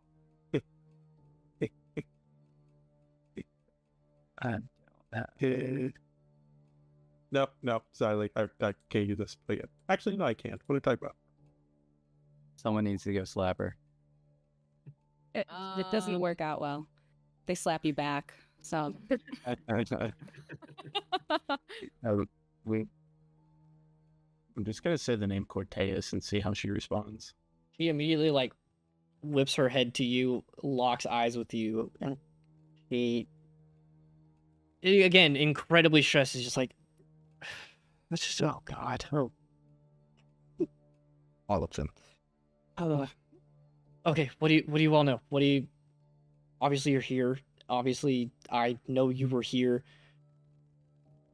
She kind of steps in front of the teleporter, putting herself between you guys and the exit, and she's like, what do you know? Why are you here? Killing Corteus worshippers, whatever his name is. Corteus, yeah. Sure, yeah. It's a sacrifice ritual. Yeah. Look, Gwen, I'm not sure if we should tell her everything we know without knowing what's really going on here. That's a good We're place in the to start. region of Plaza, I know that. Leo, Okay, I'm not- Tilanche kind of motions at you and points to John Luke on the ground. Keep John Luke the way he is. My hold on him would be over anyway. It's no point. Oh, so you are controlling him, okay. Yes. Oh my god. Oh, you admitted to it. Great. The fuck is all this Okay. for, huh? Okay, Yeah, okay. All right. Obviously, I know why you guys are here. Yeah, you want to just like heal him up really quick? Yeah. Whatever you roll, will just add to his health. He is going to be out snoring the whole time. Ava, you and Lucian are in the back. Are you helping Lucian up? Are you guys getting to the other room? Again, Lucian can like barely function right now. He's gonna need some healing too. I'm gonna try to help him and be like, you need to see Leo. You've got a pretty bad gash in your head. 15 for John Luke. I'll reach up and sort of grab the back of my head and sort of pull my hand back out. So don't touch. Like, oh god. No, it's better if you... Okay, let's just go to Leo. I'm gonna start heading their way. This doesn't look like a good building. It's not. It's not. Yeah. And I'll hit Lucian with your wounds. Yeah. I'm assuming even if I got healed by anything me or Leo have, my arm is still broken. Oh yeah. Oh, 100%. Mm-hmm. Cool. It's gonna take some mending on that. 22. Lucian, you're healed back up. Your wounds are closing, so you're feeling a little bit better. Slowly, you'll come back to like your normal senses, but you're still very like dazed and kind of out of it for a little bit. Yeah, dazed and confused, some might say. I'm gonna help Lucian up and help him move into the other room. I'll just go along with it. Not sure what's going on yet. Yeah. So when did this all start? When did you start doing all this? I don't know how much to tell you guys. You're getting in the way of things. I can't. I'm gonna guess it started 18 years ago. Something like that. I can see you guys putting the puzzle pieces together in your head. You know where we are. You know what I'm doing. Kind of. It's all complicated. I think, more importantly, what are you planning on doing now? Are you going to hurt us? Are we allowed to go back?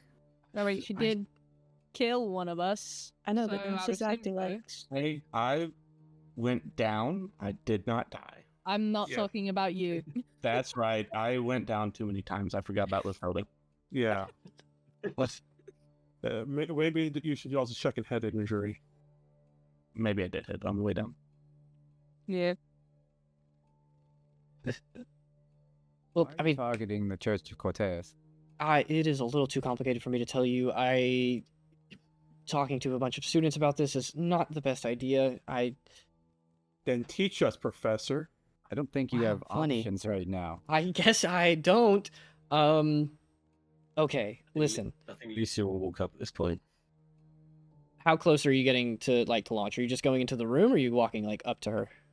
I'm standing behind Leo. Cool. So you guys just kind of start grouping around Tilanche. She's still holding off the exit, but you guys are all within about 15 or so feet. And she says, "All right, listen, clearly I'm outnumbered here. This is a little bit beyond what I am capable of handling right now. I don't exactly know how to explain everything to you guys, not like you would understand it in Explain the it. first place. How am I going to explain it? We'll listen. I can promise you that this whole situation is the lesser of two evils. I am trying to help people in the long run, but this is all I can do right now. This is... Is it a bad deal with your patron or some shit? You could say that. Who is your patron? I'll let you guys roll a persuasion check and see how willing she is to share this information with you. Can I cast Charm Person on her? If you want to. I got a 15. I had 23. You got a 20. 23, 20. Leo, you cast some Charm Person? Yes. All right, what do you say as you cast it? Flavor this for me. Leo's obviously, doing a little strange for normal. Yeah. I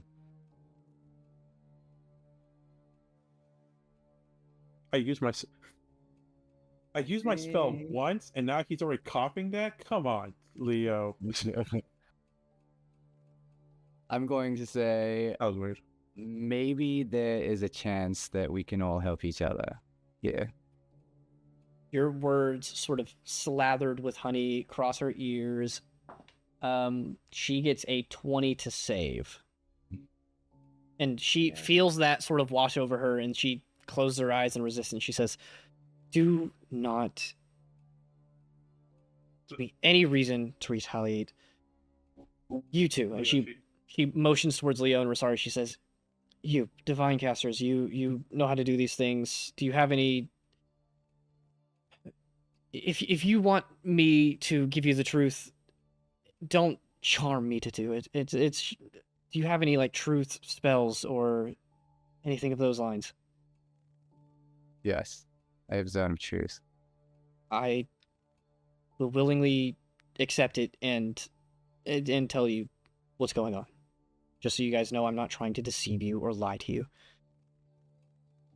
All right. Cool. So you cast Zone of Truth? I do. Everyone in this room, you can either choose to fail against Zone of Truth, or you can make, is it a charisma save? It is. Where the fuck does it say it? Yeah, charisma 15. Yeah. So if you guys would like to fail, you can choose to, or you can make a charisma save of 15.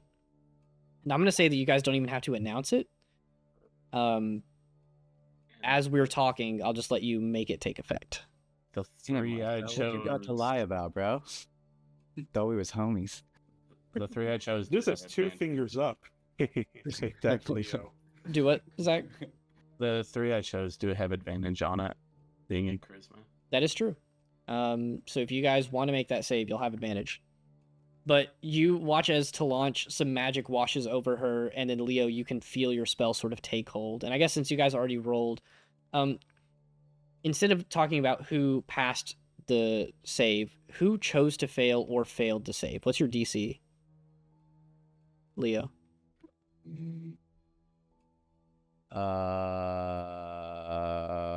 Oh no. Dunny has no truth that you don't remember your DC. You have to be truthful. I willingly failed. Anybody else willingly fail? If I go in it, I fail. I Marcel's gonna say a bunch Willingly of fail. Marcel's gonna say a bunch of funny, totally lies, but it's the truth doesn't work. 18. I'm king of the world. Oh god. But your spell save is not 18. Holy. Oh, hold on. If you go to your spells, it'll be at the top. It'll say spell save DC. No, 18. it's Oh no, loaded. you're not 18, boys. Jeez. I would have passed anyway. I guess this is what I get for asking a rogue to play a cleric. Yeah, right. If I go back in the other room, do I still make it? I don't know. I Oh. need to look up It's- the spell. It's like a 30 feet. His feet. zone of truth save is charisma 15. Yeah, it's a 15-foot radius. Yeah, 15. All of you are affected. The range is 60 feet, so if you move out of 60 feet, it stops taking effect. Oh, okay. So those of you who chose to fail or failed, you know that you're under the spell. And you guys cannot speak deliberate lies. You can stay silent, but Tilanche fails it, and she says, okay, what do you want to know? What do I have to tell you to make all of this amenable? Why are you sacrificing students instead of, bad people? Because if I sacrifice 3 students, I can stop hunting innocent people against my will, essentially. So it'll be 3 die, but no more have to die after that, versus an indefinite number. Why does it have to be students? Bad luck, Bad luck. Can you explain that? basically. But So you guys got like a 23 persuasion, right? Yeah. She says, all right, I know we have 10 minutes for this. I'll explain it the best I can. You know where we are, right? You guys yeah, we're piece that together. We are in a basement. In where? Your plus R is. Plasar. And Leo, Great run. you would know this. What happened to Plasar about 18 years ago? It was destroyed. It was destroyed by who? The sword of Cortez. Sure. I was going to say the Church of Corteus, but if you want to refer to them as that, be my guest. Anyway, yeah, city got destroyed, and a lot of innocent people died. Me included. My family included. And then... Are you apparition? No. You reach forward and you, like, touch her, and she smacks your hand away. Says, no, but I was offered a sort of bargain. The memories are finicky at best. I don't know exactly what happened, but I know that I came back to life, and it was with a pact that you know very well about, Marcel. You know how those work. Yeah. This pact offered That's me... with you? No, Oh. I did not. This pact offered me the ability to take revenge on the people who wronged me, which I did a lot, and I felt very good to do so. And then after a while, I kept being forced to take revenge on members of the Church of Corteus, and at some point it started getting into people who are definitely innocent, and I'd rather not dwell on that now. But anyway, yeah, for summation of this, my patron is Verameth, who, hey Leo, do you remember who Verameth is? You should know the name. Rosaris is nodding his head. Yes. Marcel also nods his head. Because But ish. he doesn't know, but he's just joking. Rosaris, you want to jog your friend's memory? He seems to be blanking out on his own religion. Damn. Who did Corteus defeat before he ascended? Oh. So you see the connection where my patron also wants revenge on the church. I wanted revenge on the church. I was 12 years old. Perfect. So I did that for a long time, and I got to the church, and I decided at that point I did not want to keep hurting people. I could have stayed in Stonewall, killing as many people as I wanted, but I didn't want to do that. So I came to Earl Loomis, where there were fewer people that I would have to hunt. And then you guys showed up, and for the first time in my life, I had to murder a student. You recently, and Lysilda at first, I got the sort of bead on for Verameth, I guess. Your religion screams loudly. And I didn't want to do it. So another voice started offering me a way out, and I tried to take it, and I had two options. I could either find this mystical ass ring that seems to be nowhere on campus to fix all my problems, or sacrifice 3 students and solve my problem where I would no longer have to obey my pact, and I could break it without, dying. Because, Marcel, if you break the terms of a pact, everything that was given to you gets taken away, and I was given my life. So you're saying my Hexblade will go away if I don't follow the rules of my Hexblade? Yeah, Oh, man. that's how this whole thing works. So there you go. If your morality is that trading lives is acceptable, then I don't think your morality is right. It's I like morality. morality's complicated, and that's why I said you probably would not like it, but I'm trying to choose the lesser of two evils. If I sacrifice 3 students, I can forego my pact and not have to kill anybody, but I'm not sure what happens to this creature that's offering me this power. It's strange. You're not supposed to have 2 patrons. It's not a common thing, which is why I'm trying to solve this now before something goes terribly wrong. But yeah, I need to figure it out soon. And unless you guys want to be my volunteers, I need to sacrifice 3 students in the name of whatever whispering voice I'm hearing, or find that ring I mentioned and use it to bring them here and free myself. What is the ring you're talking about? It's, I've been told, at least a ring of 3 wishes, and I don't know if you guys have heard about that, but it's exactly what it sounds like. You can use the ring to make a wish within the regular powers of magic, such as bringing someone back to life, ending a pact, or summoning a creature from a veil beyond what we currently know. You said you thought one was on campus? I know one is on campus, but I just can't find it. It's What is your quote unquote new patron wanting you to wish for? So from what I know, the ring has 2 wishes left. The first one was used to banish this creature. And then the 2 wishes that are left, I can use one to bring it back and then one to free myself from my pact. So the lesser of 2 evils is to bring an evil entity back into this world.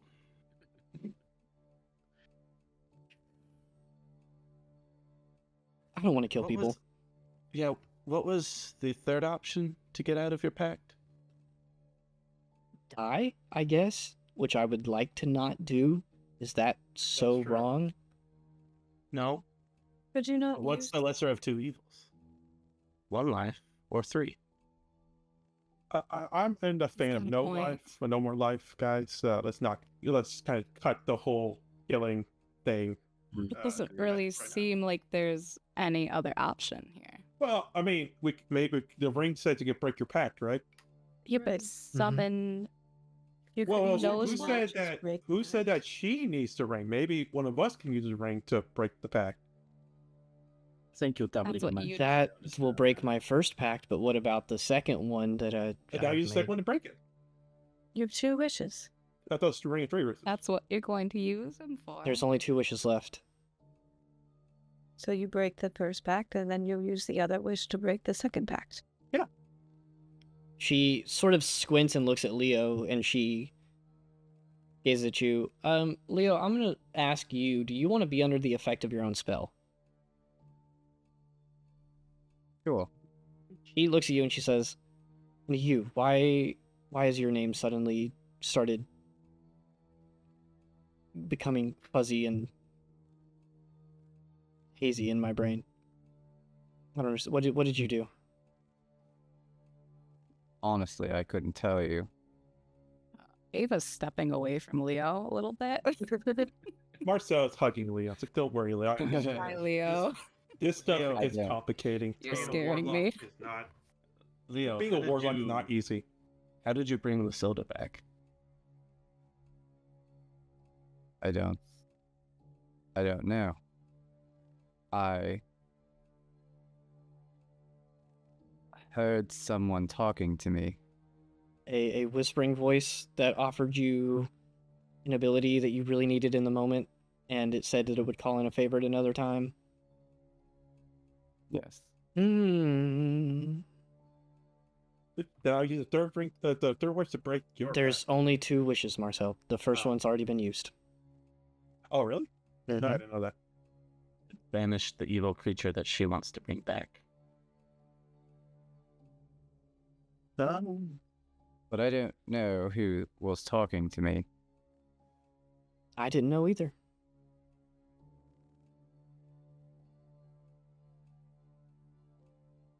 Doesn't seem like any of these options are a good option. No, Lucian, they're not. They're all terrible options. I'm just trying to keep me and my family safe and choose the least terrible one. You can have Billy Castor. Well, wait, again, we can't. Let's not joke about that stuff. We're not here to. What I think we should do is sit down, pros and cons of each of the options, go over them, mull over them, and see what we think.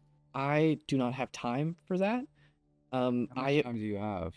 That's a great question. I was supposed to kill Lucilda 3 months ago, and I still haven't. So your pastime. And it's getting closer and closer to the time when I can feel my powers waning, and with it, my life. I only brought Lucilda here because I'm running out of time. And if I'm going to have to sacrifice 3 students, I might as well trick Verameth and think I'm working with him still and working this whole thing out. It's not great. That's all I got. So unless you guys have any other leads for that ring, Well, it seems like we should explore the ring option a little bit better. Could you stall with the rest of your plans? See if we can find this ring? the only way for me to stall is to kill Lucilda, which I tried, and then she came right back. That's not going to happen. That's not good. Yeah, I didn't figure so. You guys seemed very against that idea, and I thought it was pretty convenient that I could just kill her and have one of my sacrifices done. And as far as I know, it worked until one of you went and broke the circle. Yeah, because we kind of like our loved ones, as you should know. Loved ones are kind of, So important. if you kill someone and then they're brought back to life, the kill still counts? Was the circle still lit? I'm just gonna look over at Gwen. Gwen's very noticeably kind of not paying attention, and she's just leaned up on the wall. Could you, Leo, how many times can you bring people back, or was that a one-time thing? As far as I know, that was a one-time thing. You hear a tiny little voice on the back of your head whisper that it was.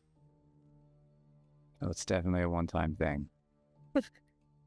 They usually are.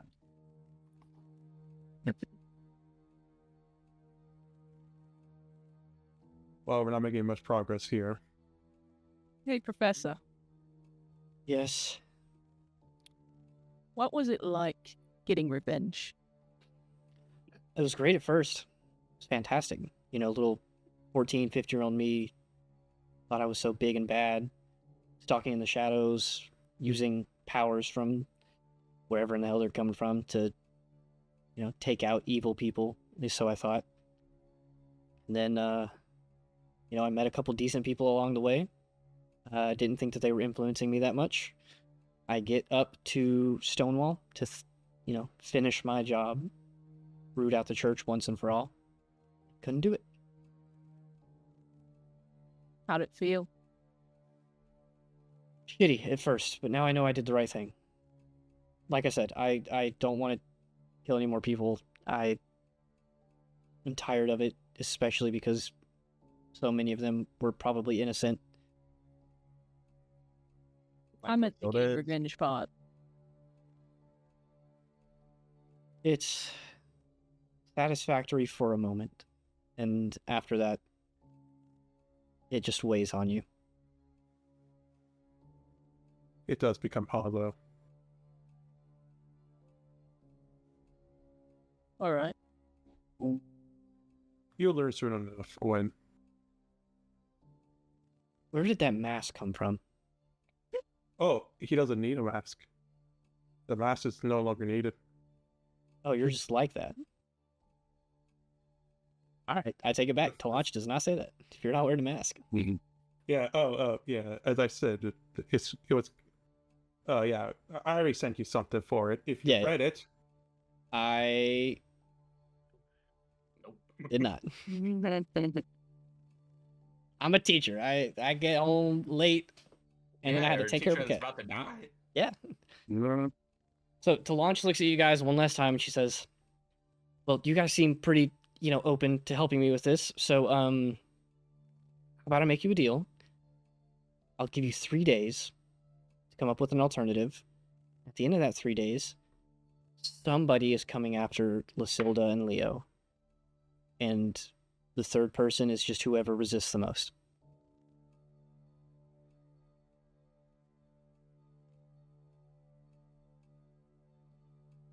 Let them come. If you don't want to take the deal, then I'll continue doing exactly what I'm doing. I guess we'll take the deal then. If nobody else disagrees, I don't see another way to get her to let us leave. We could kill her. We can't. We could. We could take her to Baron. She still has a family. So do we. And she's going to kill people with families. I will say Lucian mentions Baron, and her ears kind of perk up, and she turns her head to the side, and she's pondering that option in her head as you guys are talking. You never considered Baron? Of course I thought of it before, but how am I supposed to approach the, you know, oldest teacher on campus and say, "Hey, I have to kill kids if you can't help me solve this problem"? He literally could have that ring, and he probably has that ring. Or at least knowledge of it. I'm sure he's seen much else in his very long life. Probably wouldn't have shocked him that much. We teach a class for warlocks who make deals. This is not new. No, but the entirety of studying warlocks is something that is already taboo and strange and weird. Listen, I like the idea we can talk to Baron if you trust him that much. I do not know how he's going to react to the situation. Any other professors that you really think could be a help right now, sure, I'm on board. But again, 3 days. worst case scenario, I'm dipping from this school and having to kill 3 people. Worst case scenario is we find out if your family dies when you die. Breaking the pact. To elaborate on what I said earlier, I didn't mean my family from when I was 12. I've lived 18 years since then. I have a husband and 2 kids.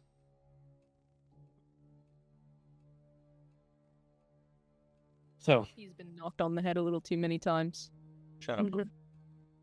it looks like he Alright, needs some 3 rest. days. 3 days. Figure out a plan. I'll stay in my office. Whatever professors you trust, sure, go for it. At this point, I don't have much else to lose. I'll just do my business here and skip town and hope that Loomis doesn't find me. If he even comes looking for me. All right. Now will you let us leave? Takes a big, deep breath. Her face still puffy and red. And she steps to the side and lets you guys walk to the teleportation circle. Cool. I'm just gonna go right there. I'm like, let's go. Let's get out of here. Before you guys leave, she calls out to you guys and she says, "Oh, and by the way, while we're still all friendly and honest here, where's all my shit? What shit? Everything. My book, my gold, my potions, my spell scrolls." One just Let's go shrugs her find out in shoulders. 3 days. Here. Here. Man, The that very first thing I powerful, thought we powerful could do. paralysis spell really. Someone heal her. I'm also, before we leave, gonna take John Luke's sword and drag him. Yeah, let's grab John Luke. No, yeah, let's end him. She, as you're dragging him away, she says, he's, when he wakes up, he is going to think that he played the most fantastic game of Blitzball. Just play along with it. Don't worry, I'll be there. And Orman's no longer controlled, correct? No. I have to interact with the Or a person that man, now controls him. free man. Or a man is now a free man. Alright. We'll come find you. Sure. Let's get out of here. I'll go last to teleport. All right. 3 of you go. Another 3 of you go with John Luke in tow. Rosaris, you're the last one, unless I'm someone else is also staying back. last. Cool. I'll say, you guys all end up going except for Gwen and Rosaris because they want to stay behind. So both of you are sort of left, and Tilanche is like, right, you have the materials. You're free to go at any time. Gwen, did you have something? Oh, did you have something?